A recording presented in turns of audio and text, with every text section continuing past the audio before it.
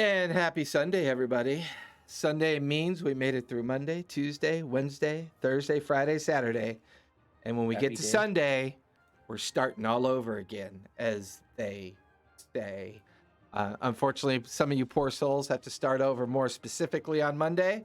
Others maybe not. As you can see, we're a half hour early. We are changing our schedule to 5:30 to 8:30. As Maddie, our Rizal Grundle Tree, our goblin chef, is on the East Coast. Plus, almost everyone here, with the exception of probably me and Gatharn, don't necessarily have to get up super early or even reasonably early on Monday to make it into the work week. So just a little schedule change gives a little bit more comfort time and ability to wind down when we're done, and all the fun stuff that we like to do. Before we start our recap for the previous session, welcome to, as they say, welcome to the Debtors Gambit. We are exploring the founding of Darktow, the beginning of the organization known as the Revelry, and the rebellious pirate creation of a world along the Menagerie Coast that was once super peaceful until the pirates came to be in the 40 years previous to campaign 1 and campaign 2 of Critical Role. So we are going way back, and we're actually doing a founding kind of campaign narrative where we talk about the origins of how Darktow became the became the seat of the Plank King, as well as how the Revelry came into existence. Now, if you follow the Wildmont content, there's not a lot of specific information about the origins of this story. So once again, I believe Matt Mercer has kept that open-ended so people can interpret it, or other people could write to it, and we can build our own little homebrew event. And I am homebrew. Everything I do, I create my own monsters, create all my own content, write everything up myself that these brave young fools are willing to tiptoe through and not hopefully cause a TPK. Although I gotta admit, a TPK would be pretty cool. So before we get to our recap, down below, somewhere down there in the abouts, is everything you need to know about us. You can click on our Discord, on our Patreon, our YouTubes, and all those social things and find out all you need to know about us. If you could follow us in Twitch, that would be a huge help. It would help us out a lot. If you have an available Prime subscription, hey, give us some of that Jeff Bezos money. We're perfectly happy taking it, seeing as how he has lots of time on his hands because he's now fighting the government because SpaceX won and he lost. But hey, oh well, life goes on. And by the way, in case you didn't know, Gatharn builds Falcon 9 rockets over there. Rizal is a cool Ren Fair pirate, nutty, and omni. Well, they're all going to tell you what they do, because now that my shameless plugs are over, it's time for everybody else's shameless plugs. And we're going to start with Medi Steelfang Divine. Talk to us about what you got going on these days. Hello.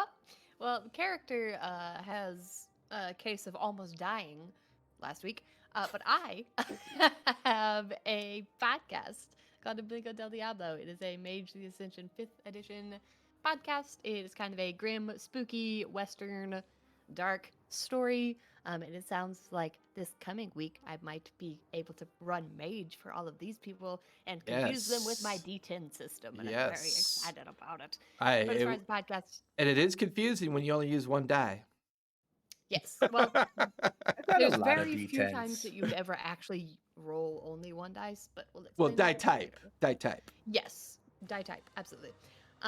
But as far as the podcast goes, you can find that basically anywhere you can find a podcast, and we are closing in on 2,200 listens, and it is terrifying and amazing. So thank you to everybody that has supported it thus far. That's awesome. That is really cool.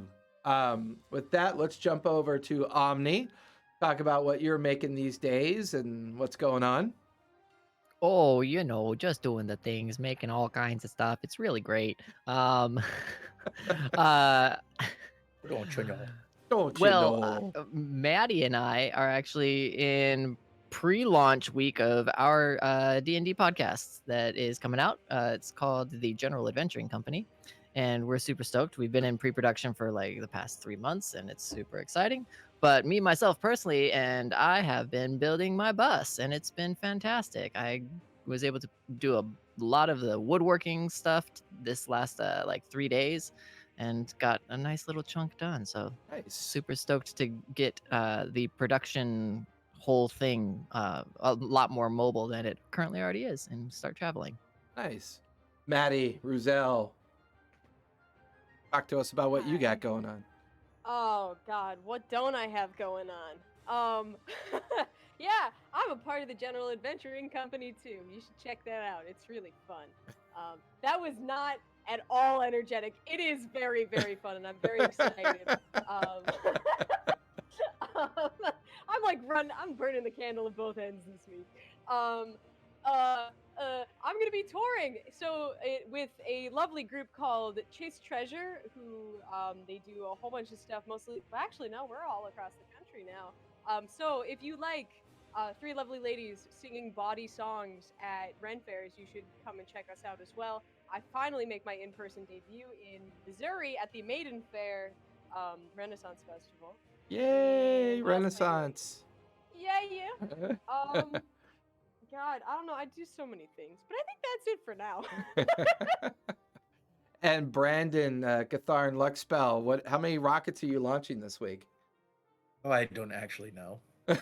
I don't know. Usually they're like, "Oh, we launched one on Thursday." I'm like, "We did?" Okay, cool. Well, when I woke up on the YouTubes this morning, they had another 60 Starlink satellite launch, and I was like, "When did they do that?" And that was like 2 days ago. I was like, "Wow!" Or no, a day ago. Off of Florida. I think we launched like 2 Starlinks this last week. Yeah. I know we had one like earlier this week. This last week for me went by like real quick. Like Yeah. I woke up on Thursday thinking it was Wednesday. So hey, the day ended in Y, so you're technically correct. Yeah. Well, the thing was, is like Thursday was also Vaccination Day. Vaccine Day up in Canada. Yeah. So, anyways, I was like, okay, cool. Got to work, and I was like, there was something important I'm supposed to do on Thursday. Thankfully, that's tomorrow. Today is Thursday. Oh, guys. So, aside from that, yeah, I don't really do anything nerdy because I don't have the time. Oh, this will be nerdy enough to cover it all. And then we have Jin Vince, who keeps the mail flowing, keeps us in suspense, wondering when all of our bills and checks are going to arrive and all the fun stuff that comes with that. Vince, I believe you're rebooting your campaign. Are you considering perhaps twitching that campaign? We'll see. I don't see if those little jerks can handle being on. Well, in that case, it's perfect. It's perfect because here at TTRPG Academy, what we try to focus on is like the reality of gaming. Sure, we're all in our little social spaces doing fun things, but I think at the core of it, whether you're Vince doing his private campaign or playing in games like Brandon does, Shannon's creativity, Maddie and Cesare's creativity, it's going to be creative regardless of its delivery system. You know what I mean? So it's like, I think what this kind of all helps people realize is that if you just get together and play a game, you're going to have fun one way or the other, whether it's a table of family members, strangers, or whatever it takes.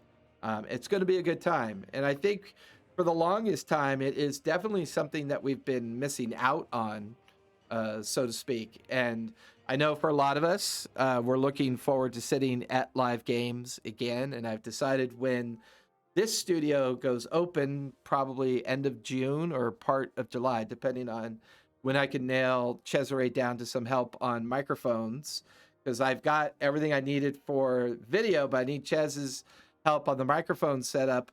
Our very first game for the studio is going to be a live game session of Castle Panic, one of my favorite games. It's a board game, lots of fun. I'm hoping to have Brandon available for it. Callista will be in it, and there's a couple other people we're going to reach out to. And it'll be our premiere game that we're going to play. I'm not ready to quite kick off another campaign. I've got a couple other campaigns closing down. And then eventually have at least 1 or 2 live campaigns in the studio so I can practice the fine art of what Cesare does. I mean, look at that beautiful image, right? Look at Maddie. I mean, look at Shannon. I mean, Brendan's not more than 10 feet away, and he looks way prettier than I do, right? Old man in a purple hair suit. Not always the best fit, but it works, I guess. So let's go ahead and recap. And let's talk about where we last left off. Now, our team originally got together on the Maximizer, serving Captain Trinity, who had taken an unkind of scheduled trip out into an area of the Menagerie Coast, which during the hurricane season you typically wouldn't go on. For whatever reason, this decision was made. Unfortunately, our team found themselves reflecting on little different glimpses of memory and occurrences that had happened during when the hurricane had hit. All this culminating into an encounter with a lesser kraken that found them rather tasty, while a ship came off the horizon into view and was coming ever closer.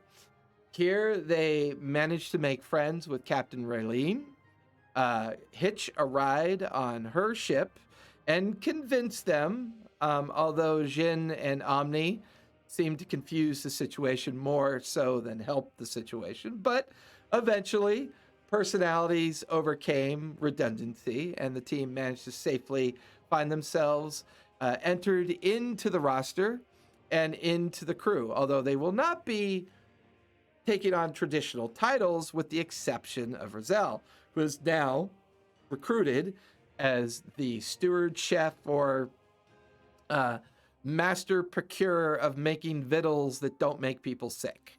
That would seem to be her extensive title. They took some time to settle in, have some conversations, get in some rehabilitating rest, and then were invited to the captain's mess for a meal to discuss the origins of the troubles with Captain Trinity's ship, the Maximizer. They were also introduced to some of the crew at the same time, both the bosun and the first mate. The first mate, a Triton, and the bosun, a massive half-orc that seems to come from a competing tribe that is actually quite familiar with Gatharn. Gatharn and Labash have an exchange of challenging words, decided to settle things after dinner. Dinner was consumed. Raylene kind of semi-satisfied with the information that she had gleaned from the team. Whether all of it was truly represented or not, well, we leave that to the players to decide. The team then, recognizing Gotharn's intensity for, well, getting involved, as they say, makes his way out first. And as all of you are led out onto the main deck, you can see the deck of the ship is covered with an audience. This audience is now yelling and cheering and pretty much enjoying the fact that a pit fight is going to ensue. 4 torches light up the area of where the pit fight is. Already in one corner, Labash, stripped down to nothing more than just a simple pair of breech pants, upper chest out, skin with his massive tattoos coiling around his shoulders, his body, his neck, up into his chin.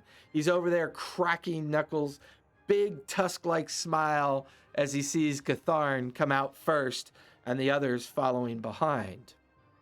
Gatharn, you recognize the pose, you recognize, well, needless to say, there's plenty of room for you to get involved. All around you, hawkers, gamblers, individuals taking bets and wondering who is going to win this particular fight.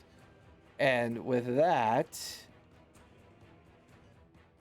I do believe Gatharn, go ahead and give me an initiative roll as you step into the fighter's pit.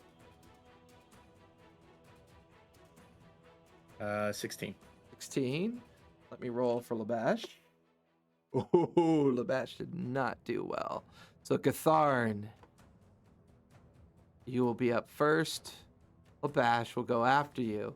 Now, for purposes of initiative, we're resolving this fight. However, the rest of you are free to move about a very busy crowd of onlookers, gawkers, people yelling and pondering as to who's going to win this fight. You see the exchange of coin and bets going on around you. You watch as an old sea dog reaches over and grabs a bag of coin from one person, and they begin to exchange words and exchange bags of coin. By the way, each of you currently have 30 silver pieces to spend. As this was gifted to you, you have the original signing of the 10 silver with Raylene, and recognizing your destitute, poverty-stricken selves, she proffered up an additional 20 silver pieces. So you're now in possession of 30 silver pieces. I almost put platinum for some reason. Like, that's not even anywhere close to what you said. The crowd getting more and more raucous. The two of you on either side of the fighting pit, cracking knuckles. At this point, both of you are an equal distance apart, about 10 feet apart from each other. Gatharn, what would you like to do? Get naked. Okay, you watch as Gatharn drops the remaining covering of the sailcloth. Makeshift quilt. Yeah, that was thrown to him by Labash during the exchange of words and creating this incident. A now naked, half gnome, half orc, Normorc, halfling orc, Nork is now standing there, festooned with his tribal tattoos, kind of pulsing around his arms and shoulders, coming together, knuckles cracking. What would you like to do, Gatharn? Free action on the moving into naked rageness. Okay, so my bonus action, I'm going to Hunter's Mark him. Okay, he's marked. And then I'm just going to charge in and start swinging. I would like to place a wager on Gatharn. Okay. So we'll move over to find somebody who is kind of taking bets, and we're just gonna put all 30 pieces of silver on him. All right, give me a quick perception check, would you there, Omni? Yep.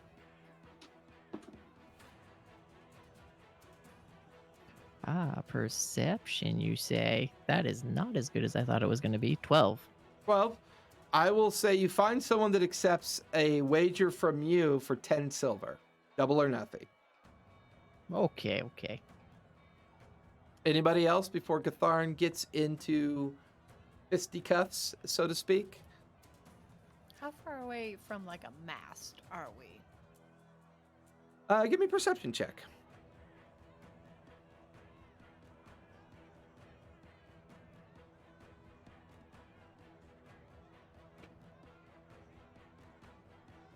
$11. 11. Not that far. I mean, the pit itself is kind of set up near the main mast, and then there's a secondary smaller mast behind it. You're probably maybe about 40 feet from the main mast at this point. Is it too thick of a crowd to move from there to there? No, you could get there pretty easily. You can move through it. All right.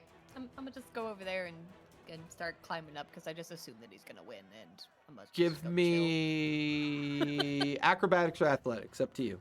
chill. With advantage because of spider climb. If you have spider climb, go for it. Absolutely. I passively have spider climb. For shenanigans. Ooh, okay, that's pretty good. That's pretty good. Definitely acrobatics because I'm not an insane person. 25. 5. Nice. Yeah, you begin your steady climb up, looking up the main mast and climbing upwards. You now have a better vantage point of the crowd. There's at least, It would seem, for the most part, the majority of the crew is participating in the audience. Having the entire crew involved in this obviously would not make sense. The gunnery crew is still doing their work. There is a small patrol of the sailors kind of doing their work as well. But those who are not in the process of having to do something, they do appear to be here. And you're now making your way up towards the crow's nest or the crossmast or the yard arm, I should say. Get it. Like how high up is that? About 35 feet, 40 feet. Okay. Easy peasy. Okay. Anybody else want to do something before Gatharin makes his move? Everybody's good watching from... I'd like to make another bet, maybe with someone else. Give me another perception check. Okay. That's better. 16. 16. You find someone who's willing to wage you double or nothing on your remaining 20 silver. Cool. That's all. All right. With I will that, sit and watch. I have faith in my boy. with that, Gatharn, the two of you are in your perspective corners, as they say.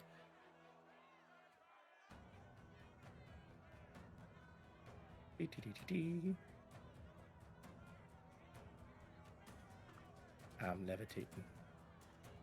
Roughly about 25 feet apart as the starting position is managed. Labash leans in, puts his knuckles into the deck of the ship. You hear them pop and crack, his shoulders kind of rolling back. Your free action, your naked form is there. He does not seem to be phased. However, go ahead and give me an intimidation check really quick as a base. Roll for BDE. 18. Be nice. All Because right. I rolled a 19 and I got a -1 to my charisma. That's some BDE. That's some BDE, brah. That's some that's some BDE. All right, it's your turn. What would you like to do? I'm gonna kneecap him. Okay. So I'm gonna charge and Streak across right over to him as your move, and you're gonna kneecap him. Go ahead and make an unarmed strike, please. all right. I still get 2 attacks even though it's unarmed, right? Correct. All right. Your attack action is 2 attacks. All right. So for the first attack, that's 17, That'll definitely hit. and the second attack is 16. You race over to him. Both strikes. The first knee coming directly into his knee, like right up underneath the kneecap. You hear a popping noise. And then you bring your elbow across, slack, right into the side of the kneecap. And there's a slight cracking noise at the same time. Total damage? Both hit. Yeah, both hit. Oh, okay. It's unarmed, so it's predetermined on the damage, correct? Or are you Tavern Brawler? Tavern Brawler, so I get an add to D4 to mine. Go for it. And plus with the D6 for Hunter's Mark. So 12 for the first hit, Nice. and then the second hit is 10. 10. All right, you still have your bonus action. No, bonus action was the Hunter's Mark. Oh, yeah, that's right. Forgot about that. So after you strike him, the two of you now face to face, you watch as that elbow and knee strike has him pretty much, well, needless to say, pretty much in a bit of pain. The sound and the broken sound of his knee, the cracking sound, you just watch as his eyes just get really large. There's a familiar foam coming from his mouth, bloodshot eyes as he slips into a rage. And he immediately brings both fists right towards your noggin. Hit. That's a 21 Hit. and a 19. Hit. He will take his D4 for Tavern Brawler. He will also require you to make an athletic check, please, as he's going to grapple you at the same time. Hit. That is a 27 on athletics. 27. I rolled a natural 20. Nice. It's contested. He's unable to grapple, and you are not technically able to get clean of him.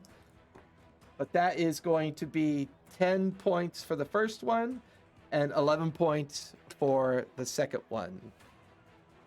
Okay. As you guys watch his huge half-orc hands smack him on either side of the head. It looks like he attempted to grab him by the head and lift him up, but at the last second, Gatharin kind of slips out of his grip.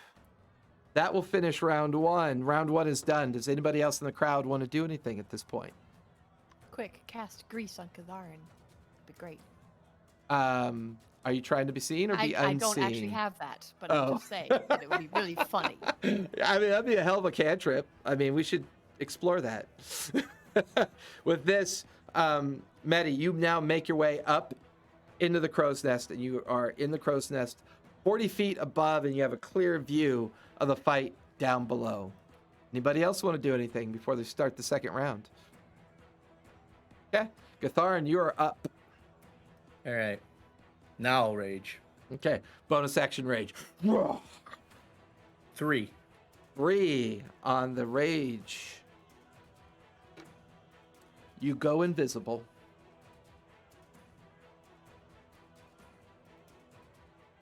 I'm going to get behind him. As you move and shift behind him, just as you get behind him, you reappear as you go to strike, do your strike. But you have advantage at this point. Go ahead and roll to All right. hit. First attack. It's 24. That'll hit. And second attack is a crit. Nice. Times 2. Twice the dice. Your choice. Uh,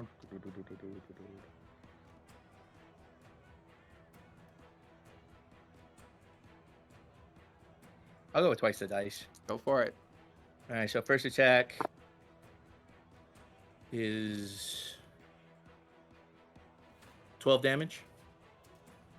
12 damage on the first one, which was halved to 6. Keep Second going. attack. All right, that's 9 on that roll. And shit. Shite. Chaser. 8 on that roll, so for 17 plus 4. 21 halved to 10. Jesus. You're a beast, my friend. A beast. And now I'll grapple him. Go for it. 19 plus 7, so 26 for my athletics. Natural 20 plus 8. Well, shiza. You go to grapple onto him after just bringing 2 hammer blows into the bottom of his back. You try to wrap around his waist in order to see if you could trip him up and bring him down. He recognizes the move, peels away, spins around on you, and brings 2 hammer blows right down on the top of your head. And you wink out of visibility at that point as he now has normal strikes as he is currently reckless. That is a 19, That one hits. and that is a 7. That one misses. That one will miss. The one that hits will be 10 points of bludgeoning damage from the unarmed strike. Halved Halved? because you're raging. Yeah, halved because you're raging. He just, the first hammer blow coming down kind of glances off the side of your head. The second one, you see the move coming, you spin around, and you're able to just dodge that next hammer blow that was coming towards you. The two of you are now in base with each other, either attempting grappling moves or hammer blow moves at the same time. That'll finish the second round. Top of the third round, the crowd is getting louder and raucous. The bets are flying back and forth. Somebody comes up to you, Omni.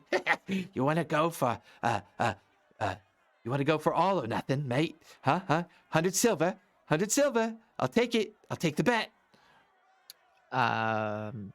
We are already out of all of our money. All of our money is already into certain It's a real bets, shame. sir. And you watch as he peels off to the next gawker. Anybody else want to do anything during the third round? Hope that nobody gets a nosebleed, because even from up here, I could probably smell it. What's your passive perception again, Medi? Fortunately low, 12. 12. Okay. with that, Gatharn, what are you doing next? So I popped back to invisible, right? You're now back invisible again. All right. Well, I have advantage regardless because he reckless. Correct. Trust me, wild magic, this would be way more handy in a traditional fight, but you're fighting another barbarian, so it's a bit, Oh yeah. the odds are shifting, the scales shift based on what you do. Okay. Can I use Misty Step to move upwards? You have to have a place to land. Yeah, his head. Ooh, I like that a lot. Give me acrobatics so that you can actually hold that position. We'll see how well you can stand like right on top of his head. Okay. I got 18 plus 18 will definitely do it. For all of you out 21 there, total. yeah, for all of you out there watching, you watch as suddenly Gatharn reappears balancing with his two gnome-like feet on the very top of Labash's head. Labash is like, look, that's not fair. And he's like trying to grab at you as you wink back into existence. What are you doing?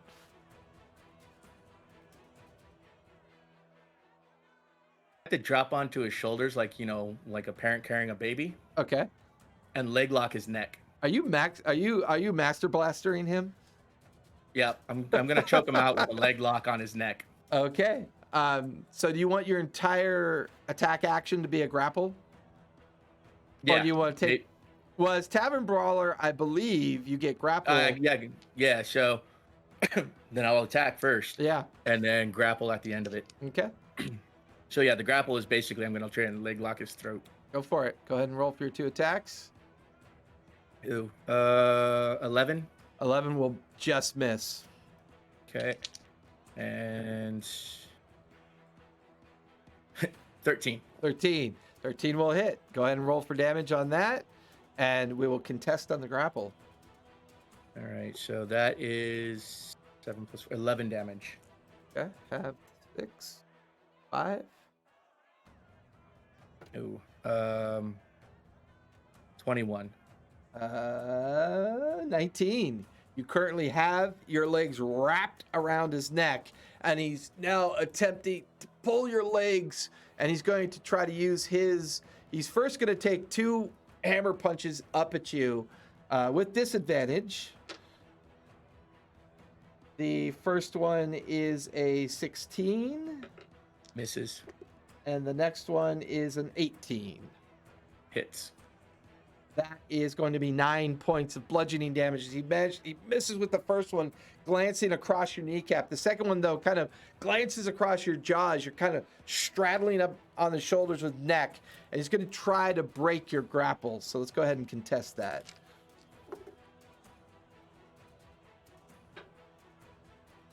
Uh, 22. He does not break the grapple with a 16. You're now beginning to just squeeze and choke. That'll finish the third. That'll take us up to the 4th round. The crowd is now going wild. This naked gnome has straddled the shoulders of Labash. His legs are locked around a red purple-like face, spittle spraying out as he's grabbing at your legs, trying to break this effort that you're trying to choke him out. Now, so what I'll do is, anybody want to do anything during the 4th round? I would like to find that gentleman who offered me the second bet Okay. and persuade him that he wants to Give me a persuasion pay check. me back 10 times the amount of his initial offer. Okay. Did you say a persuasion or perception? Persuasion. You already know who he is and what he looks like, and you're aware of where he went. Okay. Ooh, 15 plus 823. Easy money, mate.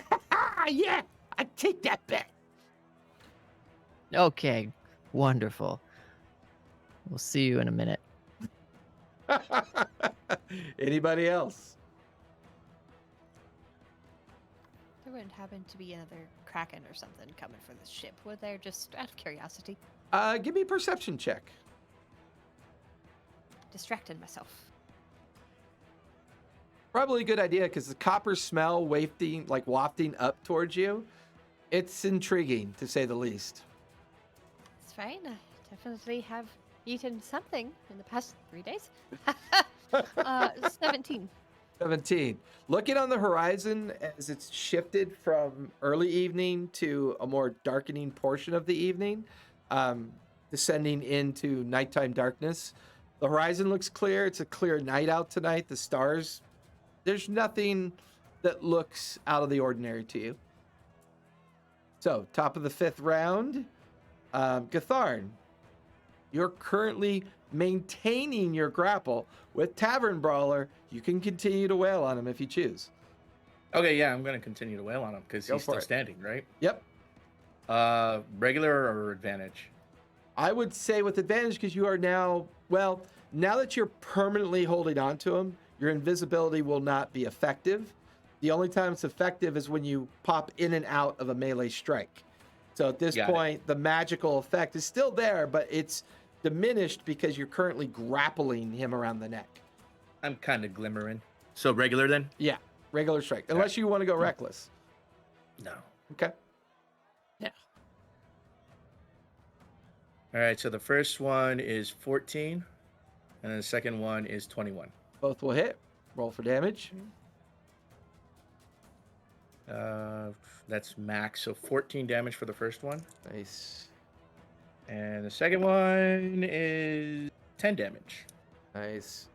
Yeah, those with your legs wrapped around his neck, it's just a series of right and left pummels to the either side of his face. The first one, you feel the tusk snap and kind of roll to the ground. The second one, you feel the lower chin kind of split open and a very copperly, heavy scented stream of blood streaks out across onto the fight pit. Point to the tooth and go, that's mine. You're not fighting to challenge you, magical piece of shit, as he begins to try to grab you and throw you by breaking the grapple. He's going to use his entire attack action to try to get you off, and he's going to be reckless as well. That is a 27 on the athletics. Natural 20. It's a 27 as well. Contesting it again, using his full action to try to get you off of him. He struggles, the skin purple and red, and he just struggles with it. Now we're at the top of the 6th round. Anybody want to do anything as this fight is playing out around you? I just remembered I have advantage on strength-based checks with rage. Yes, you got to remember that because I've been rolling my advantage. Don't forget to roll yours, son. Yeah, just rolling one. So, top of the next round, Gatharn, you now have him still locked in that grapple embrace around his neck. What are you doing? Laughing that he said rules and keep hitting him. Well, they're not traditional rules. They're more like guidelines. 16 and 17. Both will hit. Roll for damage.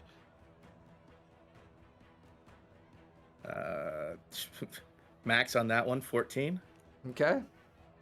And second one is another 10. Nice. I love Hunter's Mark. Yeah, Hunter's Mark does help. With that, he recognizing that he may not be able to get you off, just strike that. Recognizing he may not be able to disengage with you. Oh, he'll get me off. Next He one's begins a blinding to strike. desperately, now that he realizes that you didn't whisk out of appearance, that you didn't go invisible again, he's just going to recklessly strike up at you again. That's going to be a 26. That'll hit. That's a natural 20. So, with that... That misses. with I that... directed to his own face. Why are you hitting yourself? The first one is going to be a 12 points of bludgeoning damage. And the Alright. second one's going to be 11... Or, no, that's going to be 12 points of bludgeoning damage as well. As these two just long reaching arms like up into your rib cage and right underneath your armpit because the way you're kind of swirling around him. But he is going to try to peel you off his neck this time. Not throw you, but just try to break the grapple. He doesn't need to breathe. Oh, that's 22. 21. You continue to hold your legs around his neck, the skin getting more purple and red, foam kind of wheezing out of his mouth. Top of the 6th round. What are you doing? Does anybody out there watching want to do anything? I do need a charisma save from Medi, please. Oh, good. The thing that I suck at. Wonderful. Love it, love it, love it. Not one of the many skills that I have that I'm very good at. Charisma save. That is sitting on my mouse wire. 6. 6. It's almost as if everything kind of slows down. That last punch from Gatharn that sprayed the blood up into the air, like the blood droplets slow down for you. Everything else kind of keeps going at the same pace, but you're, ooh. I mean, orc blood's not the best and juiciest of the bloods, but you just watch it spray up, and there's even a little bit comes down and lands on somebody in the crowd, and they kind of aimlessly wipe it away off their face, and I'll let you decide how you want to resist this. Such a waste. Precisely. It is irresistible. Such a waste. Unfortunately, feel like a queasiness in your stomach, a little bit of a energy drain. You've been sustaining yourself, but oh god, that looks good. And the cuts and the wounds all over Labash. You absentmindedly kind of smack your lips together at the same time. I'll start creeping down the mast. Okay. Are you being purposeful or stealthy? I would prefer to be stealthy. Go ahead and give me a stealth check.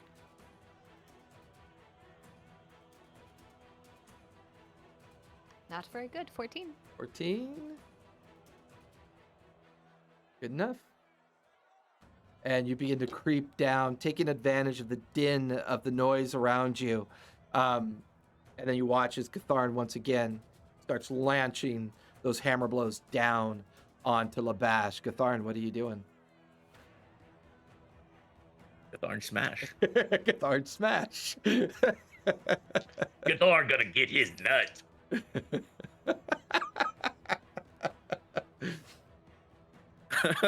That's 13 and 18.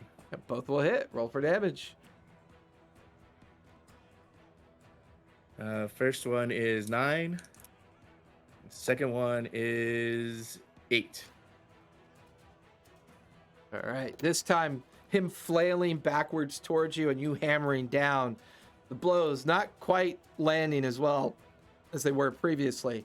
Once That's what makes him again, a little slick. he just kind of turning purple and red from the effect, blood pouring from the corner of his mouth, his shattered tooth and the welts that are now building up around his shoulder and chest, the neck showing signs of reddening and vessels bursting underneath the skin. He's just going to launch 2 more hammer blows just right up into you. And he's reckless. That is a 17. Yep. And a 23. Yep. 17 is right on the money. That is 8 points and 8 points. Both 8 points of bludgeoning damage. Don't forget to have those because you are raging. Let's go ahead and do another contest. Ooh, no. 11. 23. He managed to get a couple of those fingers underneath your ankle, peel your legs. Big, sharp intake of breath as you find yourself slipping off of his back and onto your feet, onto the ground as the grapple contest breaks apart. The two of you facing off to each other, turning really quickly. Gatharn, it's your turn again. Top of the 7th round. Medi, you're now standing there amongst the crowd. I'll give you another chance to resist. How would you like to try to resist, or are you embracing this hunger? Okay. Is there like a rail? I assume somewhere that I can just like hold on to and just like crush to distract myself. Absolutely. Give me a deception check. 3. Now give me performance with disadvantage. Good.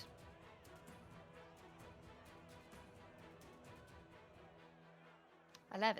11.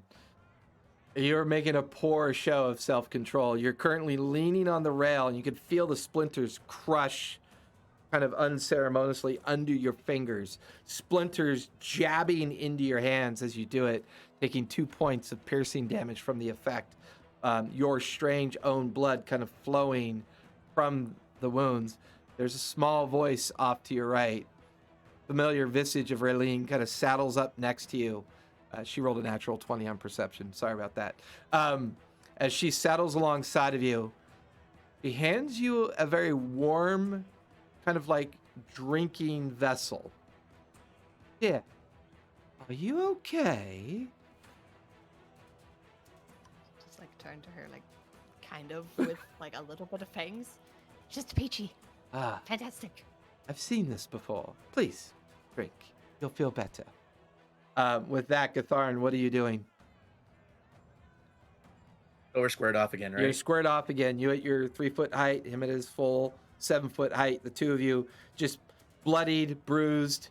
You can even feel one of your tusks are a little bit loose, but didn't get knocked out. The two of you look to be almost equal in kind of effect from the wounds that you've been taken. Okay, and I've blinked out of existence for the time being. Correct. Just at the last second. And you just... Cheating fucking bastard.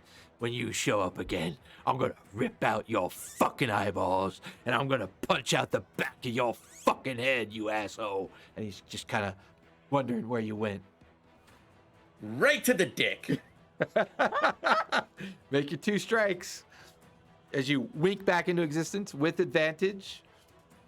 All right, so the first one is 19. That'll hit. And the second one, natural 20. Oh, no. Y'all are critting all over the place. It's great. Natural 20 to the dick. To the Twiffer. Crit that dick. To the twig and berries. Hashtag so the- crit that dick. Oh. First one was 8 damage. Nice. And second one, that's 9 plus 7, so 14, 15, 19 damage. Ooh. That was a nice one right there. With that, as you come into existence and you just tear right into his like lower section without even thinking, you don't even punch. You just bring up both kicks in rapid succession, like right into his crotch. There's an explosion of pain as he falls to the ground on his knees and kind of over onto his side. Momentarily, you get the feeling he might be unconscious, but the last second you watch as his eyes kind of flare open again. And he quickly does 2 kicks right to your midsection as he's lying on the side from that blow to the crotch. And I'm invisible. Yep, that'll be normal strikes. So that's a 19 and a 15. 1 hit. Okay? The first one, you blink out, and he manages to catch you right in the side of the leg for 11 points of bludgeoning damage. He then attempts to sweep the other leg with his other foot, and because you've winked it back into invisibility, you harmlessly kind of like jump over the leg and like back down onto the deck of the ship as he is now prone, grabbing his twigs and berries, and seems to be in a great deal of pain as he starts to stand back up. Anybody out in the crowd? So with you, Medi, the fight is raging in intensity. The crowd is very raucous at this point. Raylene, her small goblin form with the big giant hat and all the piercings, tattoos, big smile on her face, Drink this, sweetie. It'll make you feel better, I promise you.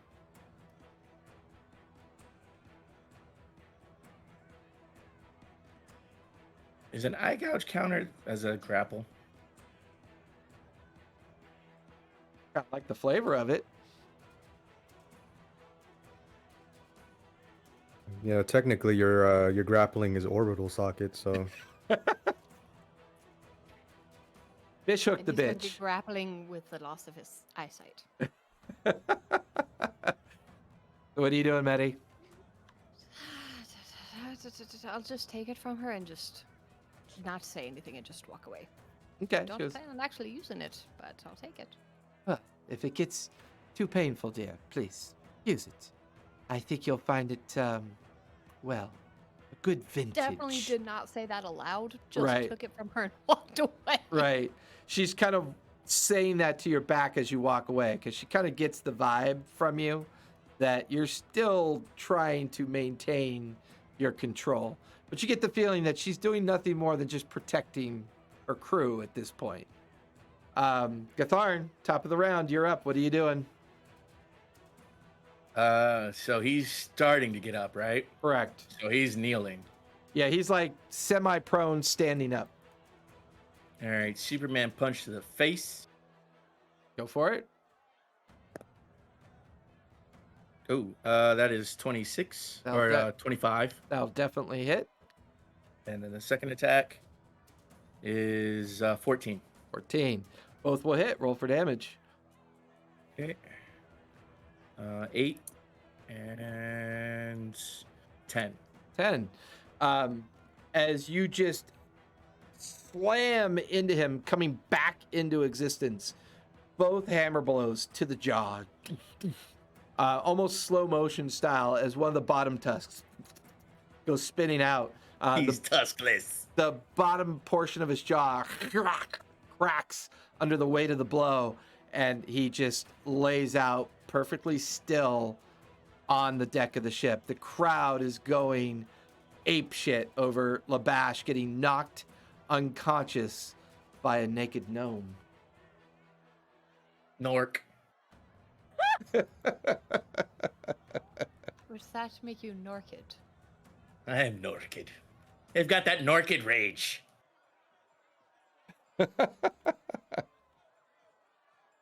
I gather his teeth.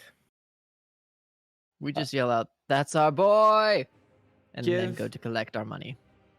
All right. So, with all this excitement going on, the crowd kind of ebbs and flows. For you, Gatharn, give me perception check to see if you can find his teeth. How much was your total amount of bets that you put down, Omni? So the first bet was just for 10 silver, and it was double or nothing. That one was easy to track down. You now have 20 silver from that. Wonderful. The second one was the remaining 20 silver, Okay. and that was double or nothing as well. So 40 silver for that one. And I'm unaware if it was the same person or if it was a different person that came up the third time that I dismissed and then went and found again, which was Right, 10 right. times. We'll say that was the same person who attempted to Okay. up the original bet, and Yeah, you get okay. 200 silver from that one. Wonderful. So 220 total. Correct. Awesome. Thank you. 20 200 on my perception. 230 total, I think. Right? The first one was 10 double or nothing. Second Yes. one was 20 double or nothing. Oh, okay. Right? And then you up to 100 double or nothing. So 230 silver. Got it. All right. Thank you.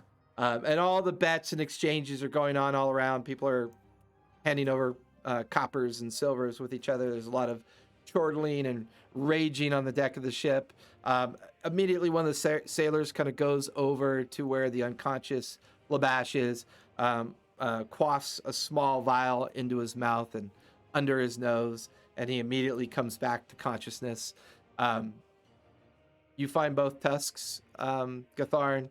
You walk over, pick one up, walk over, pick up the other one. He kind of, with the help of the person that gave him the healing potion, they kind of help him up. There's a big smile on his face. He comes over to you, puts out his big meaty grip in your direction, and goes, I haven't had my ass kicked like that in a long time, mate. Thank you. That was awesome. Any chance I could get those back? I mean, can I have the big one No. back? Can I have the big one back? You could keep the little one. I'm okay with that, Okay. but and I'll concede that. This one I keep because you called me a fucking goblin. yeah, well, I just picking a fight, mate. You look more like a green gnome than a goblin, so fair enough. And he takes the big tusk from you, looks at the healer. The healer kind of shrugs her shoulders and jams the tusk up into his upper gum line, sprays like a handful of healing potion on it, and hey, it works. And then he kind of like turns around and walks into the crowd. Your passive is high enough. There's a kind of an odd thing that happens when he walks into the crowd. You notice that he begins collecting wagers, not losing wagers.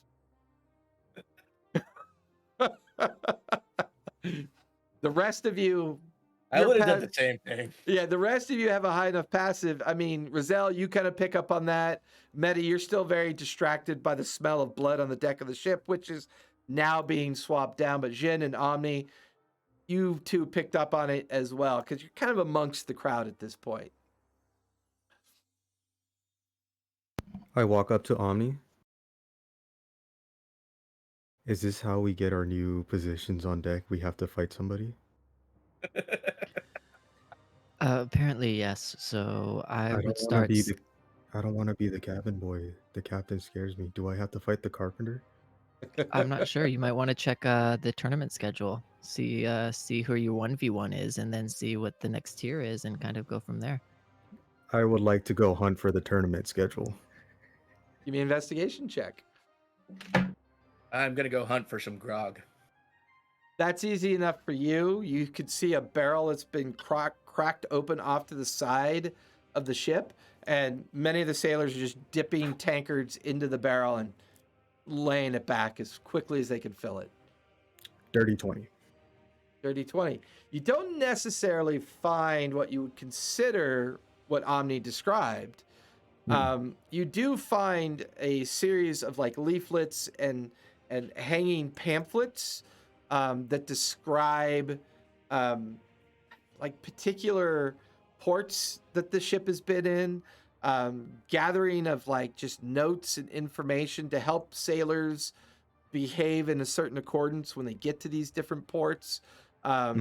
There's everything that you would consider as like a basic form of communication between the captain's crew and the captain's officers is kind of placed here. There doesn't seem to be anything that Omni describes specifically, but there is some kind of communication going on here between crew and officers.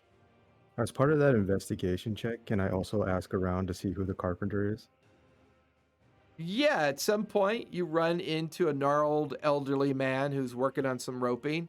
He goes, "Oh, I don't think we have never really had a carpenter. The bows," and he points at the barely conscious Labash. He normally just picks a couple crewmates and does any kind of repair work that needs doing. I mean, you might want to try talking to him. Maybe he could use another set of hands. Oh, thank you, sir. Hey, I grab his cheek and you're so cute. And I go find Labash. you're welcome.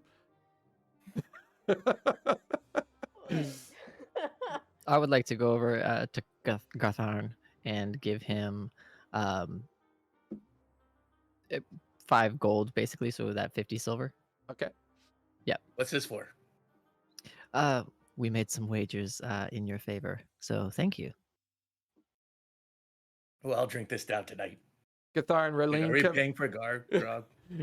The grog is free, so you don't have to worry All about right, that. I won't be drinking this tonight. Raylene kind of, as the two of you exchange funds, Raylene kind of comes up to the side of you and holds the sailing. Still naked? Holds the sailing cloth over to you. Not that I don't enjoy a good, and you watch as she kind of looks down, tussle, but maybe you could put this back on for now, please, dear. Ain't fighting, so okay. Decorum and all, decorum. Some of us have been at sea for a while.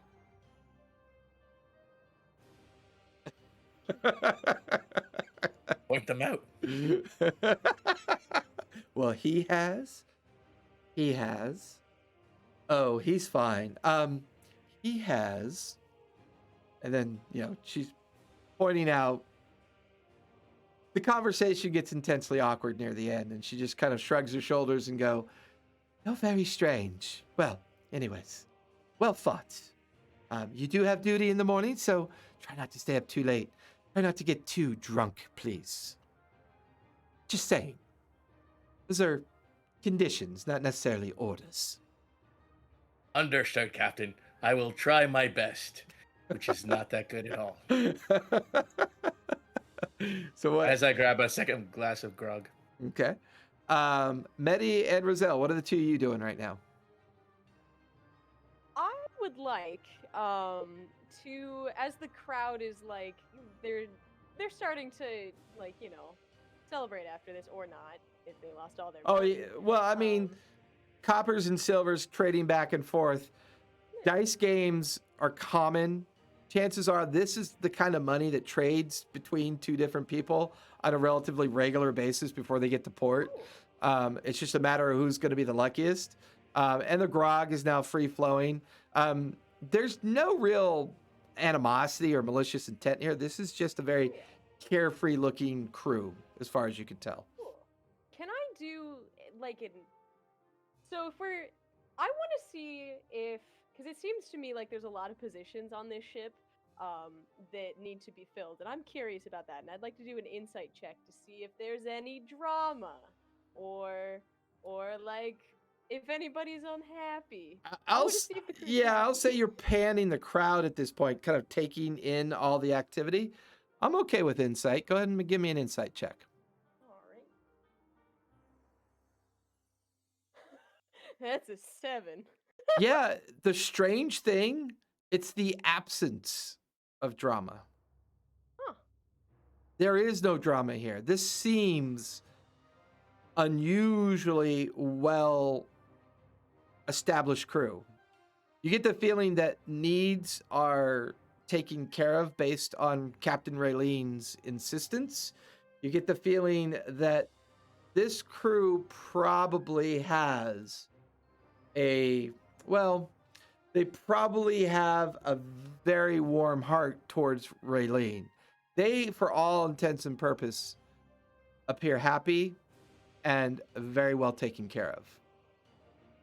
Cool. Now, remembering what Raylene said at the mess, some of the prime officer positions seem well established, but she seems to think about what's needed immediately and then seems to reflexively just kind of make a decision. And I will say you do pick up one slight piece of information during this is you kind of pick up on the fact that sometimes she's very emotionally responsive as opposed to practical all the time. Okay. Cool. Medi? Is there anybody up in the crow's nest at this point? Give me a that? perception check. Oh boy. Okay. 14? 14. There does seem to be a person crawling up the rope ladder that leads up to the rope netting that leads up to the crow's nest. You get the feeling this is probably someone who's expected to be on duty and on watch. I seek out wherever there's the fewest people possible. Like Give me- 0 people. Yeah, give me a perception check. I know. Oh my god, the face on that cat. 9. 9. The deck itself seems very busy. From fore to aft, people are either doing the last bit of nighttime duty and activity, which kind of leads to the possibility that either the main cargo hold area might be absent of activity at this point. All right, like a little rat. Just go to the cargo hold. Once again, are you attempting to be inconspicuous? Slightly stealthy. Yeah, Mhm. go ahead and give me Like a to not be followed. Ooh, Yeah, give me another stealth check, please. 15? Good enough. You find the stairwell hole down into the third deck of the ship where all the containers and crates reside, and there does not seem to be anybody down here that you can tell. Cool. So this is obviously blood, but I would like to try to make sure that it's not like going to kill me or something, because I'm very suspicious naturally. Okay. Go ahead and give me investigation as you sniff it and begin to try to figure out what it is. It's lots of fun when one of your players is in your game, not more than 20 feet away, and they bring you a beer. I'm good at that one. 23. 23. Smelling it, it smells like pig's blood, but it doesn't smell rancid, or it almost feels like it's been augmented. As Vince deals with the 8.0 earthquake in his room. It almost feels augmented, like it's been purified and possibly enhanced. This kind of leads you to the interpretation that Raylene either has dealt with people of your type before or has come across this situation before. And it definitely speaks to the fact she's not overly judgmental about it, but she's cautious. It's enough to sustain you for at least a day or so. Okay. It's a glass bottle? Yes, it's a glass ceramic container that's, yeah. Take I one. don't have to take a cork. I'll go just grab it. Yeah, take 1 point of piercing damage as the glass kind of cuts into your face, and you begin to drink the life-sustaining fluid. You even begin to catch a hint of spices and clove and garlic and a bit of a sweetness to it. Yeah, it's almost like it's something that's been brewed. It's like they seasoned the pork. Yeah. Well, to a certain degree, you could easily see this being pulled off as blood pudding. I mean, as it's like it's pre-existence to blood pudding. The only difference is they didn't do the congealing effect or the effect of turning it into blood sausage. So I just sit in the cargo hold, eat in my glass bottle like a weirdo. Fair enough. Go ahead and give me a perception check, please. No, Jason, I'm by myself. Obviously, you said I was by myself, so I'm by myself. 4? 4. Yep. As far as you can tell, you still are by yourself. For the rest of you back up on deck, Jen, you managed to track down Labash. He is sitting and leaning against the railing. He's got a tankard of grog in one hand. He's got a bloody cloth in the other as he's kind of dabbing at his recovering wounds. He sees you come over. Hey, yeah, what can I do for you, mate? Excuse me, sir. Apparently, in order to get the jobs that we actually want on said ship, we need to fight somebody. Who told you that, mate? You don't look like you could fight a glob of snot. I mean, I could shit you a turd and you could wrestle with it if you like. I mean, if that can make me a carpenter, I don't mind fighting. Wait, you got carpenter skills, mate? Like, what? When you say carpenter, I mean, do you play with wood or do you hammer wood? If you get my meaning, then, mate. Both? Oh, well, at least you're honest, mate. At least you're fucking honest. I like that. Yeah, I could always use some skills. I could probably get you on the dole an extra gold for whenever we need the skill set. I could definitely use you on damage control. We will be stopping soon at the I don't know if she wants me to. Kind of looks around. We're gonna make a little pit stop on our way out to the Revelry. So we gotta be stopping at an island that she doesn't really want to share with people, But I'm drunk and I hurt, and yeah, when we get there, we're probably gonna need to do some repairs on the ship. An extra gold a day if your skills are worthy there, mate. That sounds good, Mr. Labash. Good luck with the Oh, sweetie, I've been having lots of problems with this all my life. Don't you worry one bit. And he like kicks back the full taken or grog. One of the sailors walks by him, hands him another full one. And he goes back to drinking. I go back and find Omni. I'm drinking with Labash. Oh, Rumble Belly, we miss you. Your rumble belly showing. Yeah, well, it happens. I got to use it somewhere. Love it. Love it. Mr. Omni, sir. Hey, Jen. I am so not used to Vince playing this kind of person. I don't know what to do. I want to reach through the screen and like poke him in his nose to rile him up. It I would wanna be see nice some if of he that actually was Wolfric. on camera I know, right? a little bit. Like, stop trying to hide. There he is. There he is. I Well, can see him. his camera Hey, got buddy. nudged. His Nudgenick camera got Nudged. nudged. It got nudged. Nudged. Mr. Omni, sir. What's I up, didn't Jen? have to fight anybody. Oh, really? Yeah. Did you go straight for the top person? No, I found papers over there about this, how you should behave once we make port and stuff, but Mm-hmm. and a leaflet about syphilis? I don't know what that is. You're yep. That tracks. Does it? Contracts. Ha.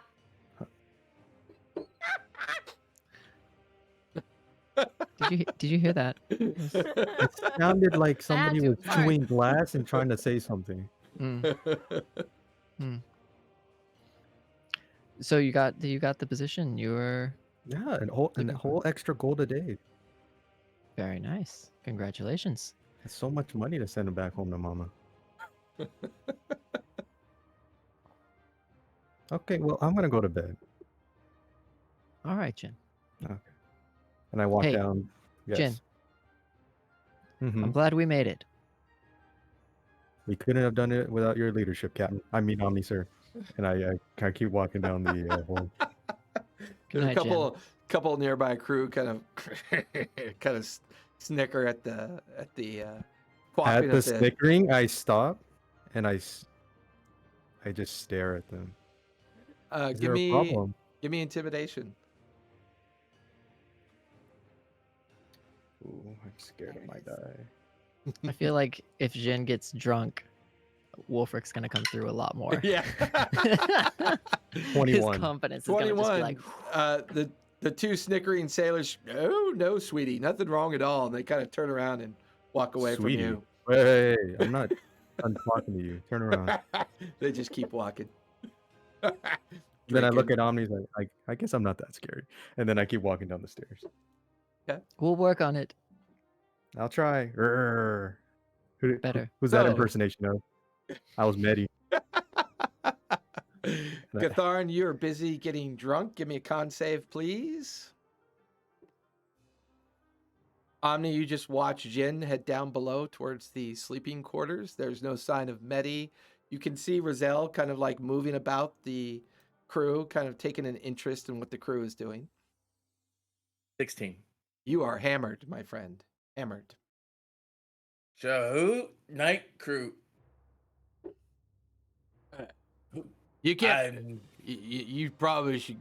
You should probably go to sleep, mate. I'm pretty sure I'm hammered too. Come on, let's go. And he kind of like puts his. He's got to right kind of like to the leaned in. kitchens. Yeah, the two of you now kind of stumble and begin to walk down into the common space. And I'll say, Rizal and Omni, you're close enough to watch as Gatharn and Labash make their way down. And you just hear Labash, Hey, mate, have you ever heard a cannon go off before? It's the funniest fun fucking thing ever. Oh yeah, let's do it. Gunners, What do mate, prime up a target shot. Let's get busy. and then the two of you are beginning to handle explosives and shot with the gunner's mate. I'm a gunner's mate. I think. I don't see anything that could possibly That's- go wrong. That's what Captain said. I'm a gunner's mate. All right, it's okay. So Captain I said can it's a handle lot the of things, right? explosives. Well, hey, feel free. Here, you prime it, mate. You go ahead and put the powder in the cannon. Give me sleight of In the hand cannon. give me sleight of hand with disadvantage, please. And this is how Gatharn gets a prosthetic hand. A natural 20, Nice. Ooh. Jesus. but it's disadvantage. Yep. Ooh. And that's a 12, so 15. Oh. 15 total. Give me For sleight of hand, right? Yeah, yeah, 15. yeah. Now give me a strength check really quick. That is 17. Your hand is now stuck in the cannon. You jam the powder in there so far that as you try to pull your hand out, it's at a weird angle. And now that the swelling of your knuckles kind of continues, that amount of time was just enough for you to get your hand stuck. Oh, I know a great way to get your hand out, mate. You watch as Labash lights the fuse. Give me a dex save with disadvantage, please. Makes sense. So I have uncanny dodge, so basically with just a regular dex save. Fair enough. 17. Yeah, the heat of the explosion just simultaneous with you pulling your hand out, you watch as one of your fingers just gets clipped by the cannonball shrapnel, and you watch as the finger just kind of rolls out in front of you and onto the ground. You watch all of you, including you, Maddie, down below, hear this as this cannon shot goes off, which immediately brings Raylene and the others down below to see what's going on. I grab the finger and I point to the gunner's mate and like, and that's why you don't do that. I knew it. Oh, hey, Captain, what's wrong? Labash, please. I need a bandage. She's like looking for the Triton. She looks, or Amath. Oh, hey, this is your tooth. Amath, please, just. I know he's good at what he does, but Jesus Christ, when he gets drunk. So, worthy, Captain? I take care of it. Amath grabs both Gatharn and Labash, a couple sailors in tow, kind of driving them down towards the crew quarters. Gatharn waving a bloody finger around. Just, Frodo. I'll say both Roselle and Omni, you kind of like looking down into the hold stairwell, kind of watch this play out. I look at Omni, and I say, well, I think it's about time that I go on to bed now that we're losing fingers, huh? Honestly, we're surprised it didn't happen sooner. I mean, truly, what's a lost finger whenever you're drunk? They grow back, right? They do. They grow back. Exactly. Or you could plant them and grow another Gnork. Gnork. Named Medi, Gnorm. you finish consuming the ceramic.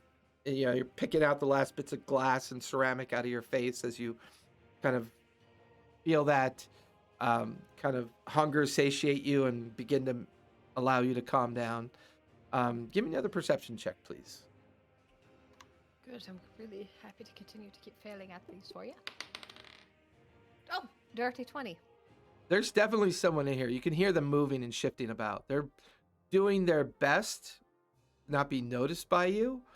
And there's a bit of a kind of like strange odor in the air. You're used to the salty, briny, kind of tar-like wooden odor that you would expect down here.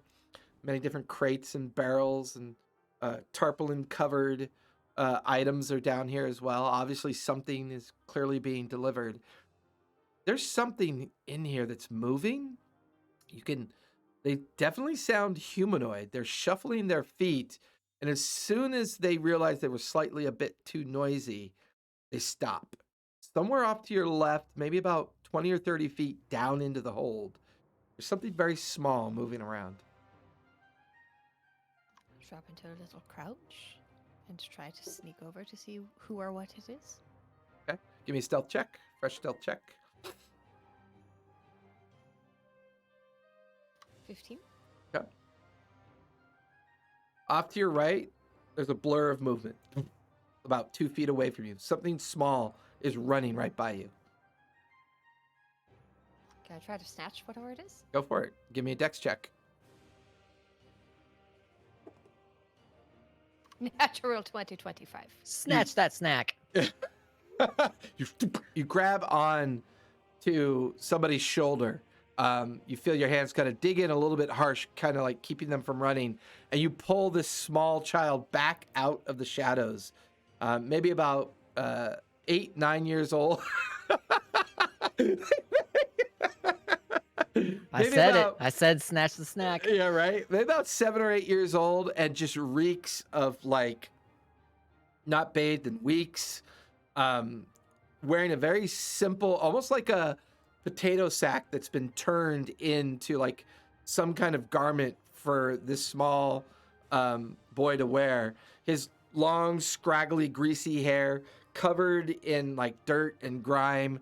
He just, please don't hurt me. Don't tell them I'm down here. Please don't. You're gonna kill me, are you? I know. He's like got his eyes squeezed shut. She's gonna kill me. She's gonna kill me. I know she's gonna kill me. So, I feel like my suspicion that you're not supposed to be down here is pretty accurate based on that reaction. Please don't kill me. Please don't kill me. Please don't kill me. I'm sorry. Why do they always assume violence? Before I even do anything, just assume violence. What? There's a lot of scary people on this boat. I mean, you're pretty scary too, the way you ate that jaw. I mean, I've never seen anyone eat a jaw before. I just assumed that you were like really tough and really scary.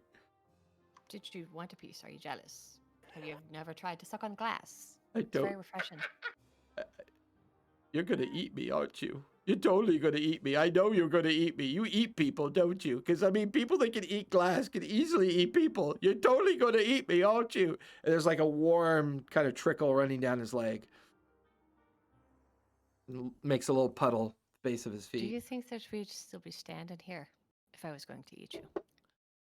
Well, I don't know. Some things like to play with their food.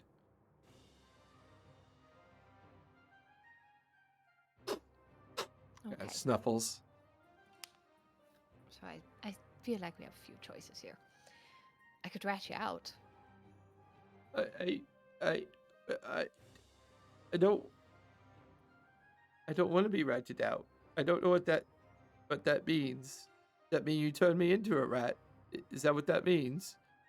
I've never heard. It means I tell the captain that you're down here. Oh, Yeah, no, but that's don't what tell you're Captain right. Raylene I'm down here. She'd be so mad if she found out I was down here. I could eat you. That's an option. Give me an intimidation check, please.